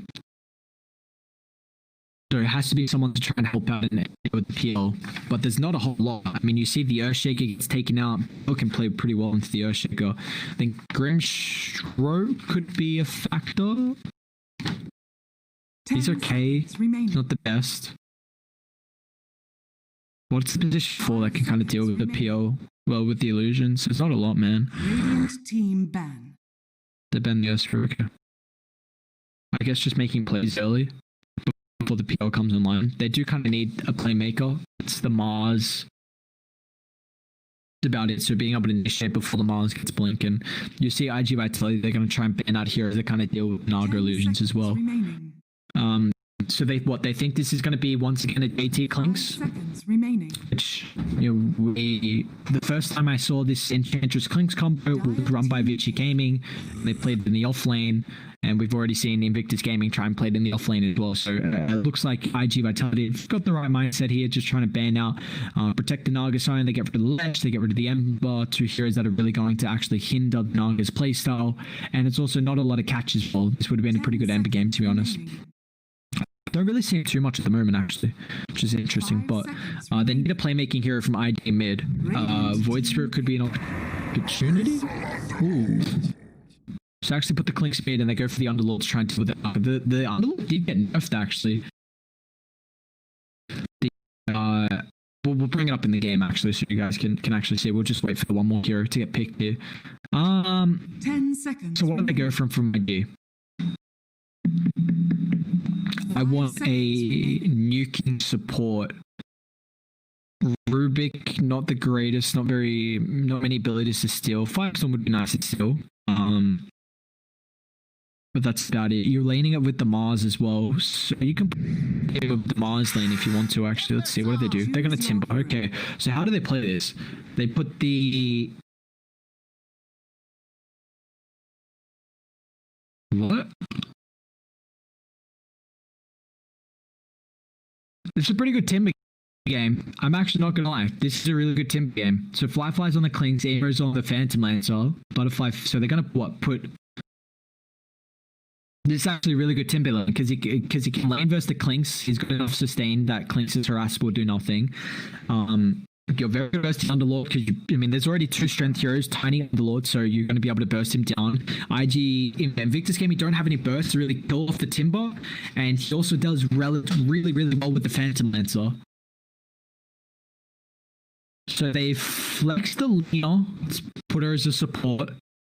Which, given what you were wanting, honestly, like I was bringing up, I think they really want to support who's going to give you burst potential. Lena has that. Now they've got a Timber to deal with the tankiness and the Underlord. He also does relatively well with does really well with the Phantom Lance illusions. Late game's an issue, but Timber can kind of go Bloodstone Ags to really deal with the illusions, and Shivas as well. So early on, Timber, before the Phantom Lance gets the Fusel Blade, can have a pretty good performance. Once Evo has the Fusel, and then it does kind of make it awkward for the Timber to play around, because as a hero that naturally relies on the mana, so slowly getting burnt down is annoying. But the matchup with the PL is pretty good for Timber. So honestly, in a majority of the game, you're favored. I like this pick. It's a very, very good last pick.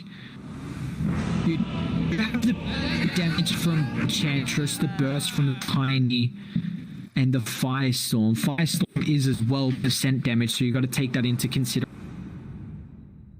But then side the Firestorm, so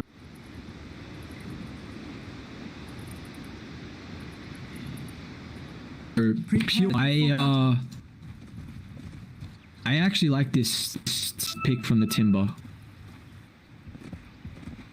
I put fly mid, so they'll dodge the PL lane. Yeah, I really don't think you want the PL versus the Timber lane. That's not going to be a good matchup. I do want to see how, I am anticipating that I think Timber's going to be able to have the sustain to deal with the Clinks' harass.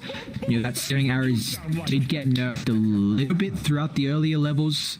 Later on is still the same, just that upgraded 60. That's a really interesting Underlord set too. Kind of looks like a Slytherin. Oh, dude, what is this emo? Do it again, please. I want to see it. What the heck? What's it called? A sprunk in your step. Sprunk in your step, mate. What do we got? Game 3, ladies and gentlemen. The IG brothers going head to head. We're gonna have Doodle on top of the Naga Siren. QI will be on the Shadow Demon. Looks like he's hunting for a free. What do we got? Butterfly effect on the Timber. We'll take a look actually at the name of Doodle. Force enough.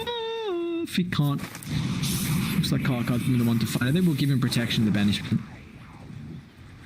The rest of the team from IG Vitality, they're top. We got DJM on the Mars. Had a very good game on performance on this hero. They're going to try and flex the Lena and put her on a 4, so else we'll be playing it. And from the boys on Invictus Gaming, we got Ollie on the Enchantress. Emo's going to be playing the Phantom Lance up. Fly will be on the Clinks. And in the bottom lane, we got Karkar on the Tiny. JT on the Underlord. So, if I'm going to pick someone, I'll pick IG Vitality. I like the Timber. I think this last pick is everything they needed to do with the Phantom Lance illusions. You see, I kind of went for their own way to deal with the illusions in the Naga with the Underlord here. So this hero did get nerfed though a little bit. Take a look, the Firestorm, that damage, the cast range, more importantly, just reduced. So it did get buffed up previously, at least the cast point AoE. Now the range brought down a bit.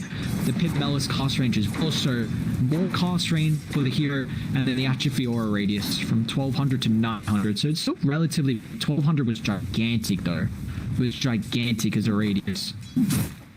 And then he got some of his talents reworked. His 100 pit of Melis AoE at level 15 is down to 75, and the 15% Firestorm building damage used to 20%. So that's the changes through 7.27C for the Underlord, who looked like he was at a decent stage, and then literally just gets a couple of nerfs. So I didn't even see Underlord that much, so looks like Lord Gaben doesn't actually want him in the meta at the moment, which is a bit unfortunate because he hasn't been in the meta for a while. Dust, it's potentially catching out Ollie, but they end up baiting out the Enchantress. Emo's going to step forward.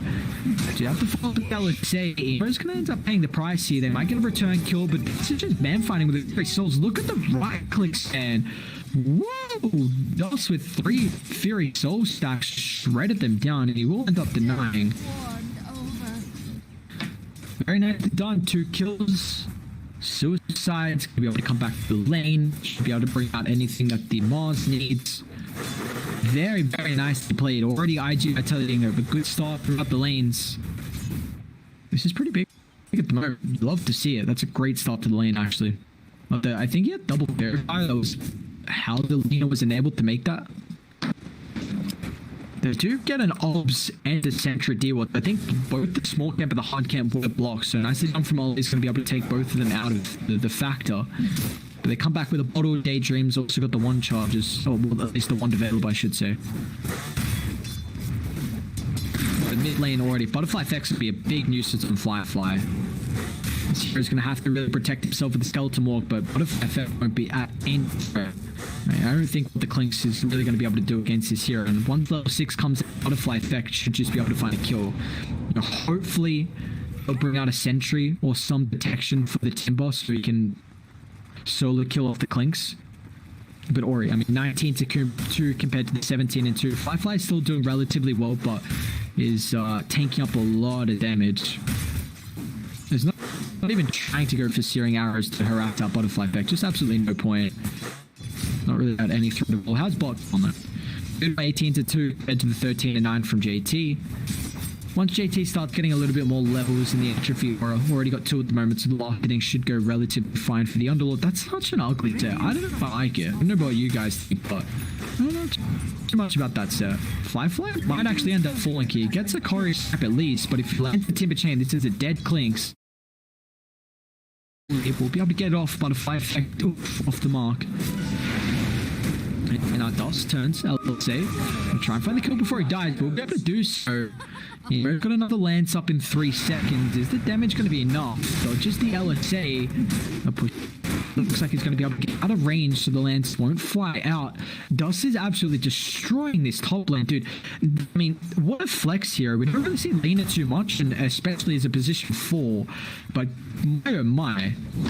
They are absolutely just demolishing top. DOS is having an incredible performance. I really want to see a detection for Butterfly effect. I mean, he doesn't have a Courier, so if they can bring one out on one of the supports as Courier instead, that would be very handy. As we see a rotation, they're actually going to send Karka all the way through. I mean, mid lane, you have no kill threat of killing the Timber. You know, Clinks is just going to offer no potential there, so he's going to have to wrap all the way around. Trying to get by the bounty rune timing. Level 3 as well, but they aim a little bit too tanky, so they're not going to be able to find the kill. In fact, they just want to take away a couple of the bounties. Daydream already found one. In the meanwhile, Butterfly effect also does find a kill mid. We're still going to follow the action top, but the enchant holds back the Mars's threat, so we won't be able to follow up here. Very nicely done though. Looks like the Timber's at level 6. And now this lane's pretty much impossible to come back to. Butterfly effect can just shove up the lane. He's got the catapult wave, so we'll tank up the tower to be able to protect and keep catapult alive.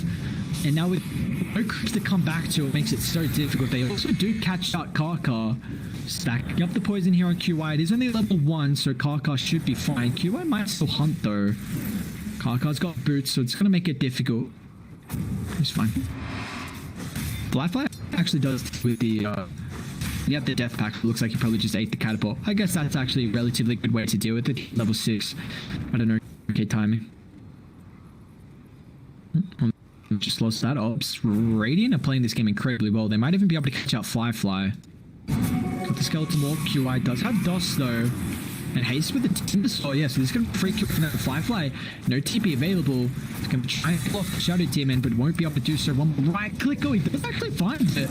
And now Firefly, the DOS is one. What? They also going to kill top of the Lena. Nice rotation coming out. Invictus Gaming, man. All right, baby. You love to see it. Daydream going to get chased down. Speed pushes back the Phantom Lance. If they still get the enchant, Daydream will end up falling. Double kill for Karka. This is a massive rotation on the Tiny. We saw it didn't end up dying from the Shadow Demon. Was able to wrap all the way around. That Radiant Ward just wasn't enough to scout him out. And now, mid as well, Firefly even getting that kill. I'm actually so surprised. Does run into QI again. Timber, getting range. Timber chain forward. Avalanche is holding back. Firefly falling low, but it's still not 2 points in the poison.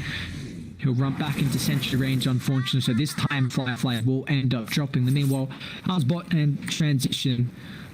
Doodle level 7, JT level 7, both getting a decent amount of farm here. Underlord actually on top at the moment, 57 lancers compared to the 34. So imagine how this game was going to end up faring. 1v1 be favored for the Underlord in a lot of matchups.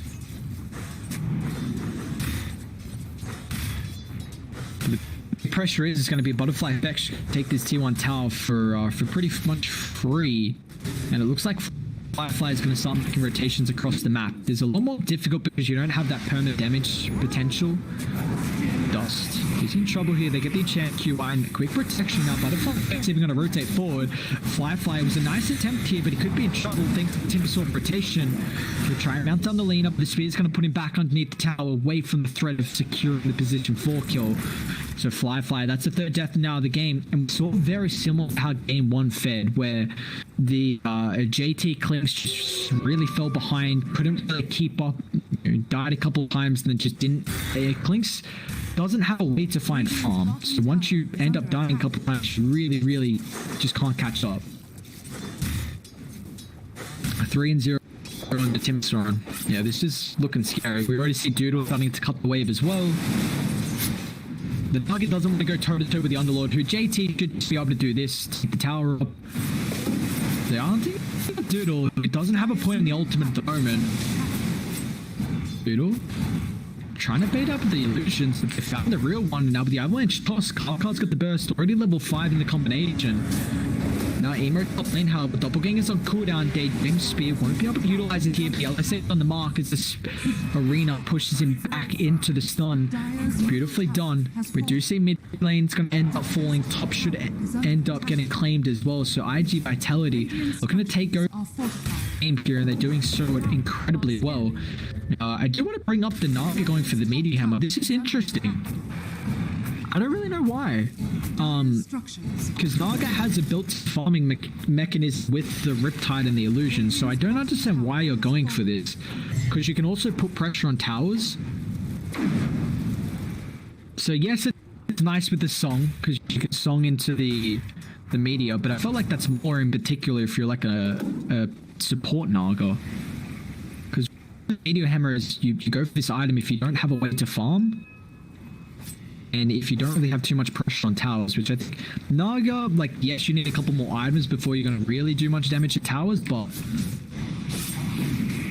we'll see. I want to see how it ends up faring out. Dire trying to take a fight by the bounties. Daydream, nice speed pushes him back. It's going to allow him to claim it, but he's still in trouble.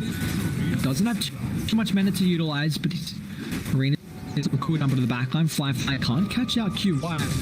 Very nicely done with the dodge throughout the tree lines. So plays around with the fog, and now they're going to lock him in place. They utilize the song into the Meteor Hammer. They get the combination. So song committed here from Doodle, which a little bit unnecessary there, but they do find the kill. This is now on cooldown, so Naga won't be able to farm as aggressively with this. Butterfly Effect is hunting though. Not really worried too much. They're going to be careful. It's a lot of burst damage. If they lock him in place in the Firestorm, the percent damage could be enough to bring him down, but if not, Butterfly Effect's out of there just in time. This damage is a lot, man. Once you get the combination maxed out, the big way that Timber dies with maxed out Firestorm and maxed out Avalanche Toss, then Timber might have a little bit of a window where he'll end up dying a couple times. So it's important that Karkar finds the level. You see he's just kind of soaked up mid, also working towards the blink. But Clinks is doing Clinks things, trying to catch up, attempting for the build here.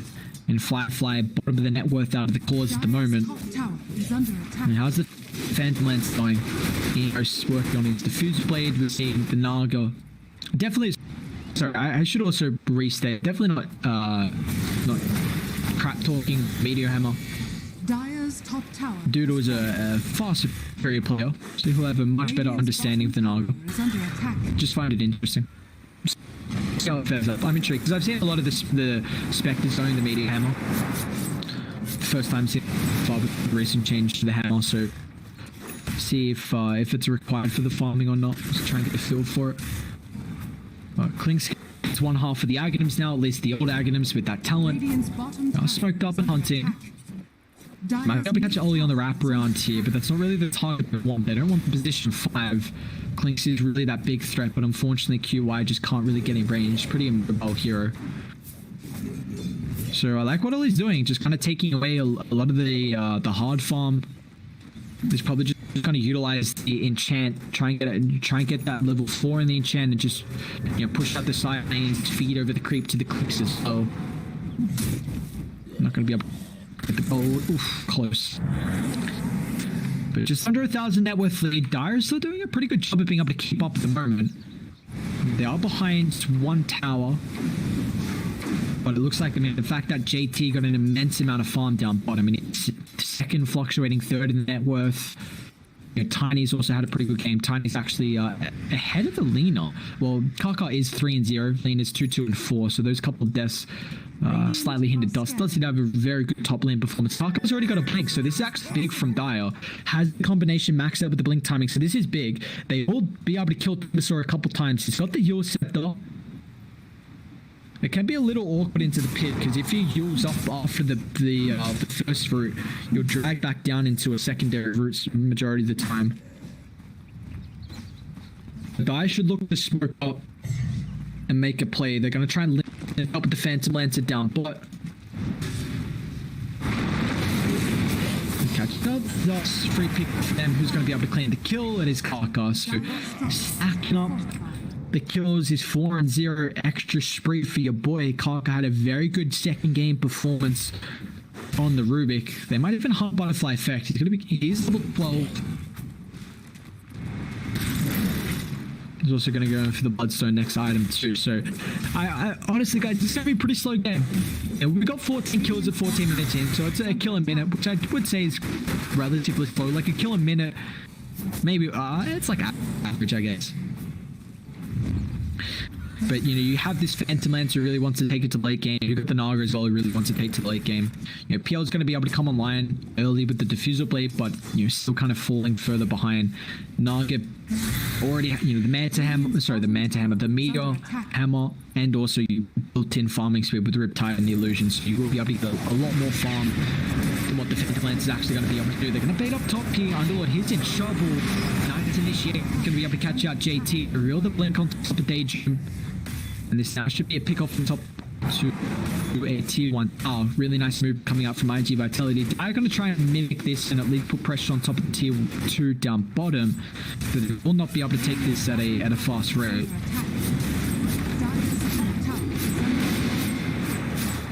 Can they defend bot? Doodle does have Song and TP if they want to actually take the fight. They can definitely do so. Radiant structures are fortified. They're going to TP the Timber instead. So they probably, I guess Naga really doesn't want to beat down bot anyway. You want to kind of play on top where you can use the illusions to shove out the top lane aggressively, shove out the mid lane as well just to cut it. Because bot's the dead lane. If anyone's going to play there, it's the Shadow Demon or the Timber heroes that are very hard. Even Alina, because you have a lot of wave clear. But Dice still want to be pretty aggressive with the Kaka blink. He got it at a good timing. He's made one rotation with it, but hasn't gotten too many kills afterwards. Butterfly Effect. Yeah, hunting.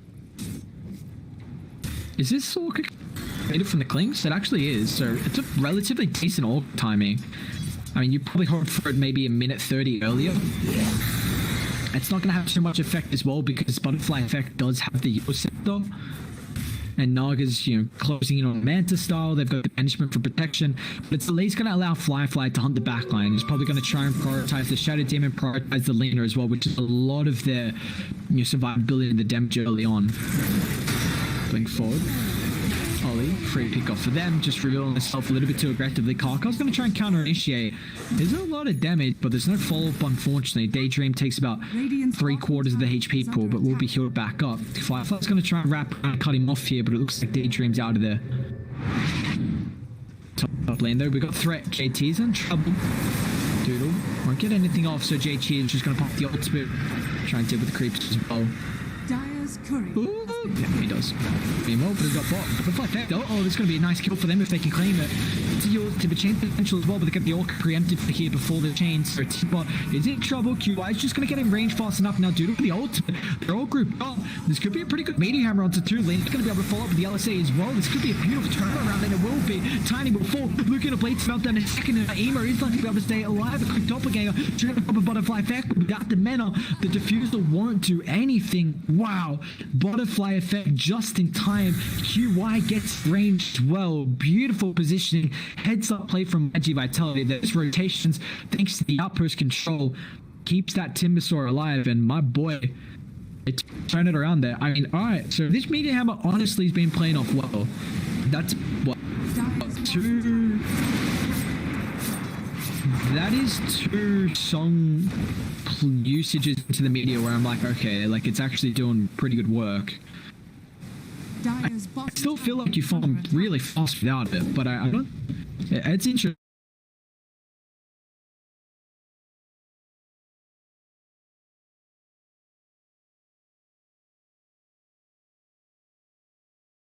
They want to hunt Kaka with an initiation. They catch that QY, instant picking up on the ward on the high gun, so it's going to be a free key ward for them, but might end up tossing in this tier 1 tower mid. And it will. Looks like Radiant not going to do anything to be able to defend it, so they're out of there. 3,000 lead for IG Vitality at the moment. A very good start for them, but they're still hunting. Bottom lane's getting shoved out by Emo. They've got a nice deep observe ward as well, just in case IG Vitality want to wrap around and defend the tower.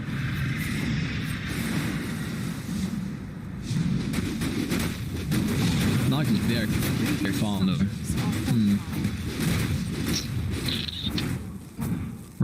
They will smoke up. Song's in 10 seconds. They can take the fight with the Song. Smoke's gonna pop. Beautiful position from Parker now with the blink is engaged. Avalanche on hold of that, but they still get the purge to slow. So unfortunately, Tiny will get caught out.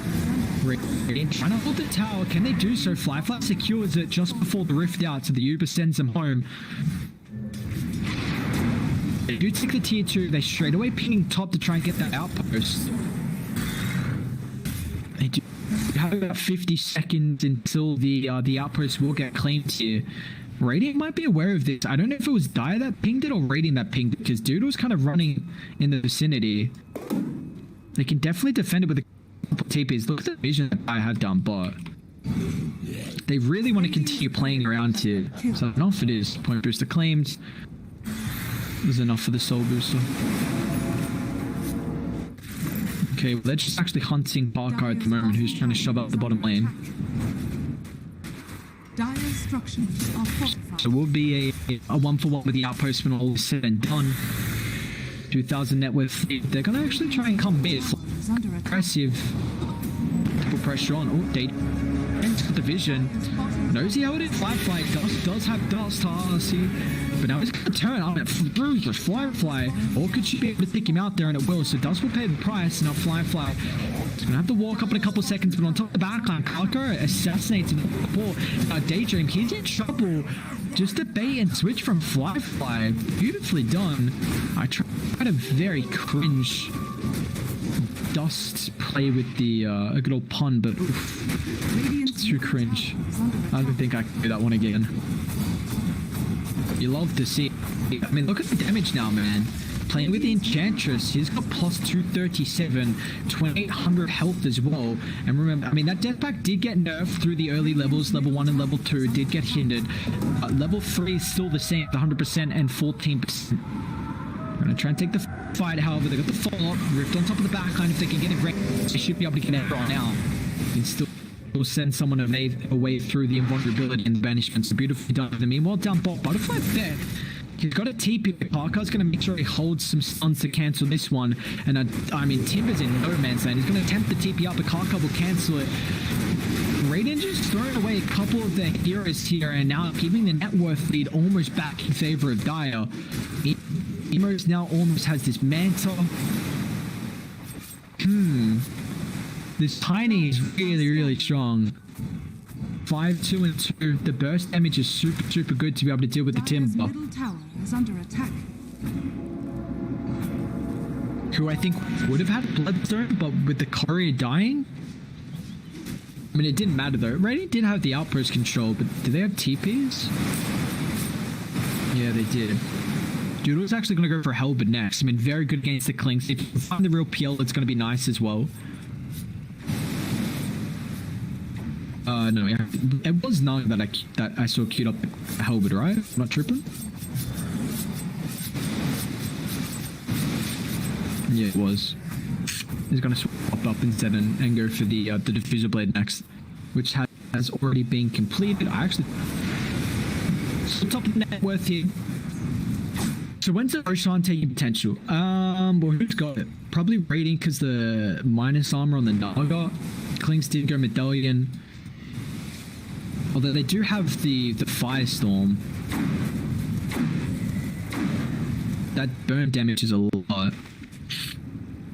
Yeah, with that and the Clinks' damage, I feel like both teams can take it. It's probably favored for Radiant just because they do have the Roshan control side of the map. This is MKB now completed, however, Clinks. He's going to go BKB next just so he can continuously right-click throughout the fights. But Dire did honestly get a little bit of breathing room. Like, IG.V had a 4,000 net worth lead, and now it just all the way got dwindled to nothing. Just throw away a couple of heroes, and it's going to pay the price here as we see starting to lose a lot of the map controllers. You know, bottom tier 2's gone, mid tier 2's gone as well, and this is Emo to push out the map. Manta Diffuse also similar timing here with the Naga. You know, it did go for one more item with that Meteor Hammer. I haven't paid too much attention to how much he's using to farm. So if he goes more, yeah, I guess it allows him to fight early with the song. I'm gonna try and smoke up so they can catch up. They got a wall on the backline, seeing Ollie. Emo's also showing the lane. Another wraparound Kaka, just try and cut the waves here. Doesn't get the full one, unfortunately. Be able to claim it at the end though. Ollie does get shown in the outpost, unfortunately, but Radiant looks like they're just going on a warding expedition. Very deep Olves. They're still going to pay the price. Still the Banish creep. Oh, that was a lot of damage. What was the breed cap there? Wasn't even that much. I guess it was at the same time with the pure coming out. Oh, apologies. Who did they pick off? The Clinks. Nice rotation. Dude, we just told them he didn't. So I was just see how much the Laguna Blade did. It looked like it looked a lot. It looked like it was a lot, but it was not. And now Radiant should be able to get a little bit of map control back in their favor. They haven't really had good vision advantage. I mean, this ward's going to expire. The bottom one just expired as well. Do they want to try and take Roche from Radiant? They still have their team fight available. Song to counteract any attempt if Invictus Gaming want to defend it. And Radiant have a nice ward on the high ground as well, so they're going to smoke up. They will end up popping Carcass straight on top of the high ground. Roots it up here in the arena, locks in both JT. Can he get the ultimate fast enough? He's not going to be able to protect the plan. He'll go for his own rift back to bait. He will be successful. It's actually towards the tier 2 tower and the butterfly effect. He'll find Emo. And it's chain aggressively. They'll get the Yule Scepter. Where's the fall? Daydream will lock him in place here. Now Judo will have also the fall from the root. Emo gets it off instant with the Manta. Now, oh no, the doppelganger. He gets through the banishment still locked in. It's nice right up on the high ground, but it's not going to match. Now Radiant, they're going to run over this fight here. The pure damage from the Tin Mob, too much for them to handle. Butterfly effect, he's still hunting. I don't know if they can kill the Timber Feist with the damage from Clinks. There's a lot here. He's got to be careful. There we go. He's got the Bloodstone active. Look at the damage coming up from Firefly. Daydream falling low. We'll be able to secure the kill now with the banishment on the backline. Firefly, if he can get in range. Doodle has this song. They might need to actually utilize it here for some space. And Firefly hits hard. That plus 25 searing axe damage does cancel TP, free kill for them. This could be Roche now. Radiant 2 heroes down. They've got one buyback available. Look how slow that takes Kark on the D-Ward. No, you really want to get that? Your arms. Oh no. Roche will fall. Doodle, he didn't get the song off fast enough, and now QI has to protect himself, but unfortunately Karka, he has the detection. Another pick of Firefly is all of a sudden a man on a mission.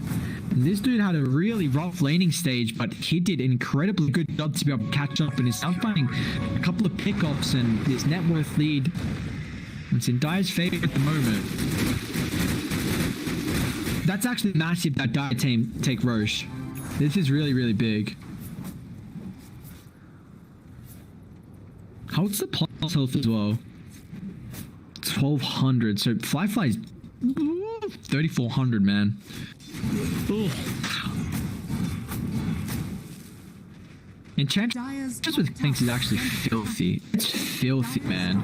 structures are fortified. What's the damage you get from it as well? Getting based on its current health. So yeah, the more health it's got, the more damage you're getting. 359 plus. Are you kidding? That's actually stupid. That is stupid. I mean, Fly's level 8, well, level 19, 3 points up in the ultimate. They are going to walk up top where Radiant have vision. One ward just expires. They'll place down another. They have any? Play stage 18. Not really the hero they want to initiate on. The backline Karka catches up so they can bring down Shadow Demon. Protects him with the Glen Tape. It's going to matter now with the BK. Physical damage way too much. Fly will shred him down with the Searing Arrows. Doodle does actually get the protection fast enough. No BKB is currently on Dire, so Doodle's going to attempt to keep out with the protection of the song, and he'll get out fast enough. It's a 2-for-1. I mean, if this fight keeps going like that, you cannot initiate on JT. I mean, it's not as Fly, but he's got a lot of armor. Butterfly effect, he'll be fine. Yeah, he's got an immense amount of armor, and you're just letting Fly have a free fight. I mean, he's now got a plus 125 attack range. So JT's just baiting, honestly. Like, he's like, all right, brothers, you want to go on me every time? I'm fine with that. I really couldn't care less. Allow my Kings to seed on the backline to just shred you down with the Searing Arrows, and now my PL will go to work as well. Who almost has the heart. Almost did lose that quick in time too. Is under attack. Fly will continue T1 tower. Meanwhile, 2000 network phase slowly accumulating. Butterfly effect. We'll take a look at how the it's looking at the moment. So he's 6-1. Sitting pretty at the moment KDA wise.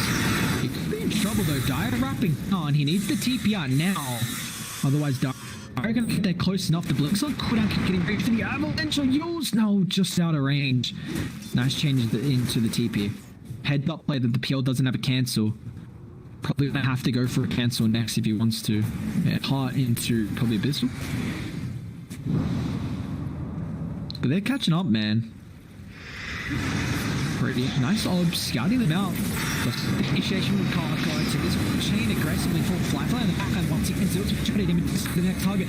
Took the boards instantly assassin on the backline. Now Fly who's going to the next target arena. Stopping the damage. It's a beautiful ultimate from Daydream. They actually cancel the rift, so it looks like IG. They want to try and take the fight with the backline. Fly trying to capture the real Nago. They will be able to do so. Has to commit the song to protect himself, but now off towards the east inside Daydream. He's running away from the Naga. No, brother, wrong direction. They'll sleep him up. The Blink is getting cancelled from the Spirit Vessel. Now doesn't have a backup and available. It's a 2-for-1. Once again, we see both supports on Radiant dying for the Karka. Tiny. Fly is just shredding the backline, man. This base is not going to be long for this load. 9 and 6. He's on a pretty good spree at the moment. Fly is. They'll take a full set of racks, but are they just going to take mid as well? I mean, how did Radiant fight? Arena's cooldown, Song's cooldown is also pretty awkward, and also Emo's got heart. You gotta make sure you don't kill the Clinks though. He's playing very up on the front line here. Nice load so protects him.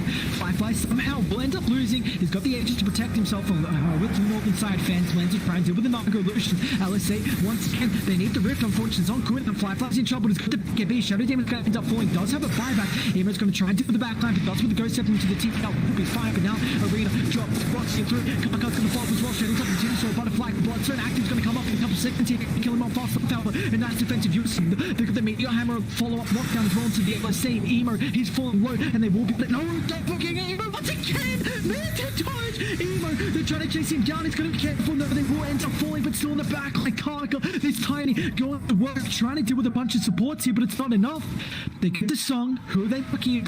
It is the Underlord. A very skewed fight at the moment. Karka's going to have the combination back up in a couple seconds. They're going to be careful. Toss the damage is enough. That was a blink full. Karka finds one. He might be able to find two as well. They're back inside the base. JT holds him back inside the root. They need the damage comes through from Fly, but it looks like Invictus King, they just want to try and deal with the base. 2 full sets of racks advantage. Now Butterfly effect, no!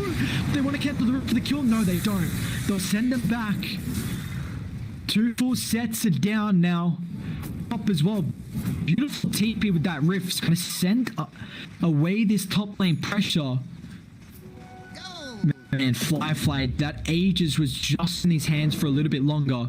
He's got to be careful because they are running straight at him. Trying to hunt him down. And that cooldown reduced 250 to 85. Butterfly fly? Ooh. He's alright. Loaded to the gills. Man, what a fight. 9,000 net worth 9,000 net worth lead now after the base has been claimed. There's still a tier 2 top, which is the next objective from Victor's game. They might try and slow this game down though. Try and wait out until Roshan. They got a 96 win probability as well. And if you just allow Fly to free hit on top of the backline, it makes it awkward. They might be able to catch him out. Fly runs into Radiant. They were smoked off. He has to pop the BKB into a TP. They don't have a way to cancel unless the damage isn't off. And it's not. So the 9-second BKB charge used. Butterfly effect. Very aggressive. Park up is alright. Trying to force out some reactions. Dude was only level 19. Somehow this Timber's 25. I mean, he is 7-1-9 Emo. Catches up to Naga. Approaches the Chakram. They're going to try and disengage here. They don't have the Clinks right now, and they know the Clinks does not also have BKB available, so it will be a very difficult fight for them to take. 33 minutes in. Either team's probably going to hold off until Roshan dies. So we'll have a couple tier 2s. Radiant only have one towards the top side of the map here, so we'll be able to protect them from at least mega creeps at the moment. But the next big engagement we'll probably see will be around Roach. This is also a nullify now completed for the Clinks, plus 80 damage, a little bit of armor, a little bit of HP regen, but that basic dispel is pretty important. It's going to stop any defensive backline, you know, the Ghost Scepter, the Glimmer Cape, really getting rid of that defensive opportunity that the supports are trying to protect themselves with. Even your Scepter as well for the Timber is massive. They're still going to lead forward. One Dire. This Sword. Not seeing Scan. Does actually connect though. Radiant. They're trying to bait up their own high ground with the Orbs. Oh, that's a very aggressive movement. He just picks up the heart. He's not going to be easy to be able to keep. He doesn't have a buyback here. If they can bring him down, like that's in trouble. Look at the BKB. No. They don't pop the BKB, so Butterfly Effect, the benchman just keeps him alive, and now with the arena, locks in. Is it enough to keep the Timber alive? He's up in the high, and he's going to be able to disengage, but it looks like they don't have the damage down, but the Timber Sword just has to retreat. Karkar's going to be able to fall up as well with a 4-star forward. Daydream pops his own BKB, but he doesn't have a TP. Gets a quick blink to disengage, but it looks like, unfortunately, QY, he won't be as successful. It is caught out. We're going up high ground, though. Any more? No. Looks like it's just a Shadow's Emo will fall. It's a slow death for him, but Emo will make him pay. 2 dead on Radiant. They don't have buyback. Man, whoa. That banishment just kept the Timber alive. Roche is available now as well. They need the tier 2. You need to try and push in top, guys. 35 minutes. Bounties across the map available. Bottom lane's getting shoved out. Mid lane's getting shoved out as well. Fly leading up the high ground. They've got the sentry. Who's he going to find the opening? Now speed the dragon back. They get rid of the orchid straight away. They just want to try and hit tier 4s? Like, what is this push doing for them? They're not taking Roche, they're not taking tier 2. Looks like they're going to try and deal with the effort, so maybe a slow siege down the base. They're going to rip out. Can they push him away? Oh my. Alright, that was too close. Someone needs to get top in. You've got to get top in. Should be able to do this with the creeps. Maybe they can even double back and protect the ward, but it looks like they're inside Roche. Just cheese. Should be able to take it pretty fast with 5% damage and how fat the Clinks is. Plus 518 damage at the moment, but here comes Radiant. Got the Sun as well for the last second to get able to cancel Roche, but it's not going to be fast enough. A little bit too far outside, and now Butterfly Effect is in trouble. Arena locks in tight. They're going to be able to burst him down thanks to Dust and Laguna Blade. He does have 5 back to rejoin the Benumber. The Niger Siren's caught out here. A nice pit to lock him in place. The Manta's already been used, so you can't get rid of this now. Butterfly Effect up in the high ground. A little bit of a skewed fight. No one's been able to fully commit. They get the Song, Meteor Hammer combination. Emo, nice man to dodge. How the protection of JT still can get the G top fast enough. How would you have the damage about to get down? No, they don't. JT somehow still alive. Now with backline shreds through dust. They're going to toss forward with Wall. Karka giving a little bit of helping hand so Fly can follow up on the back. He deals with the monster who doesn't have a buyback. The real target, it's going to be Butterfly Effect. JT falling low with the scent damage in the Well of Death, but it looks like Butterfly Effect, he unfortunately doesn't land with the cane.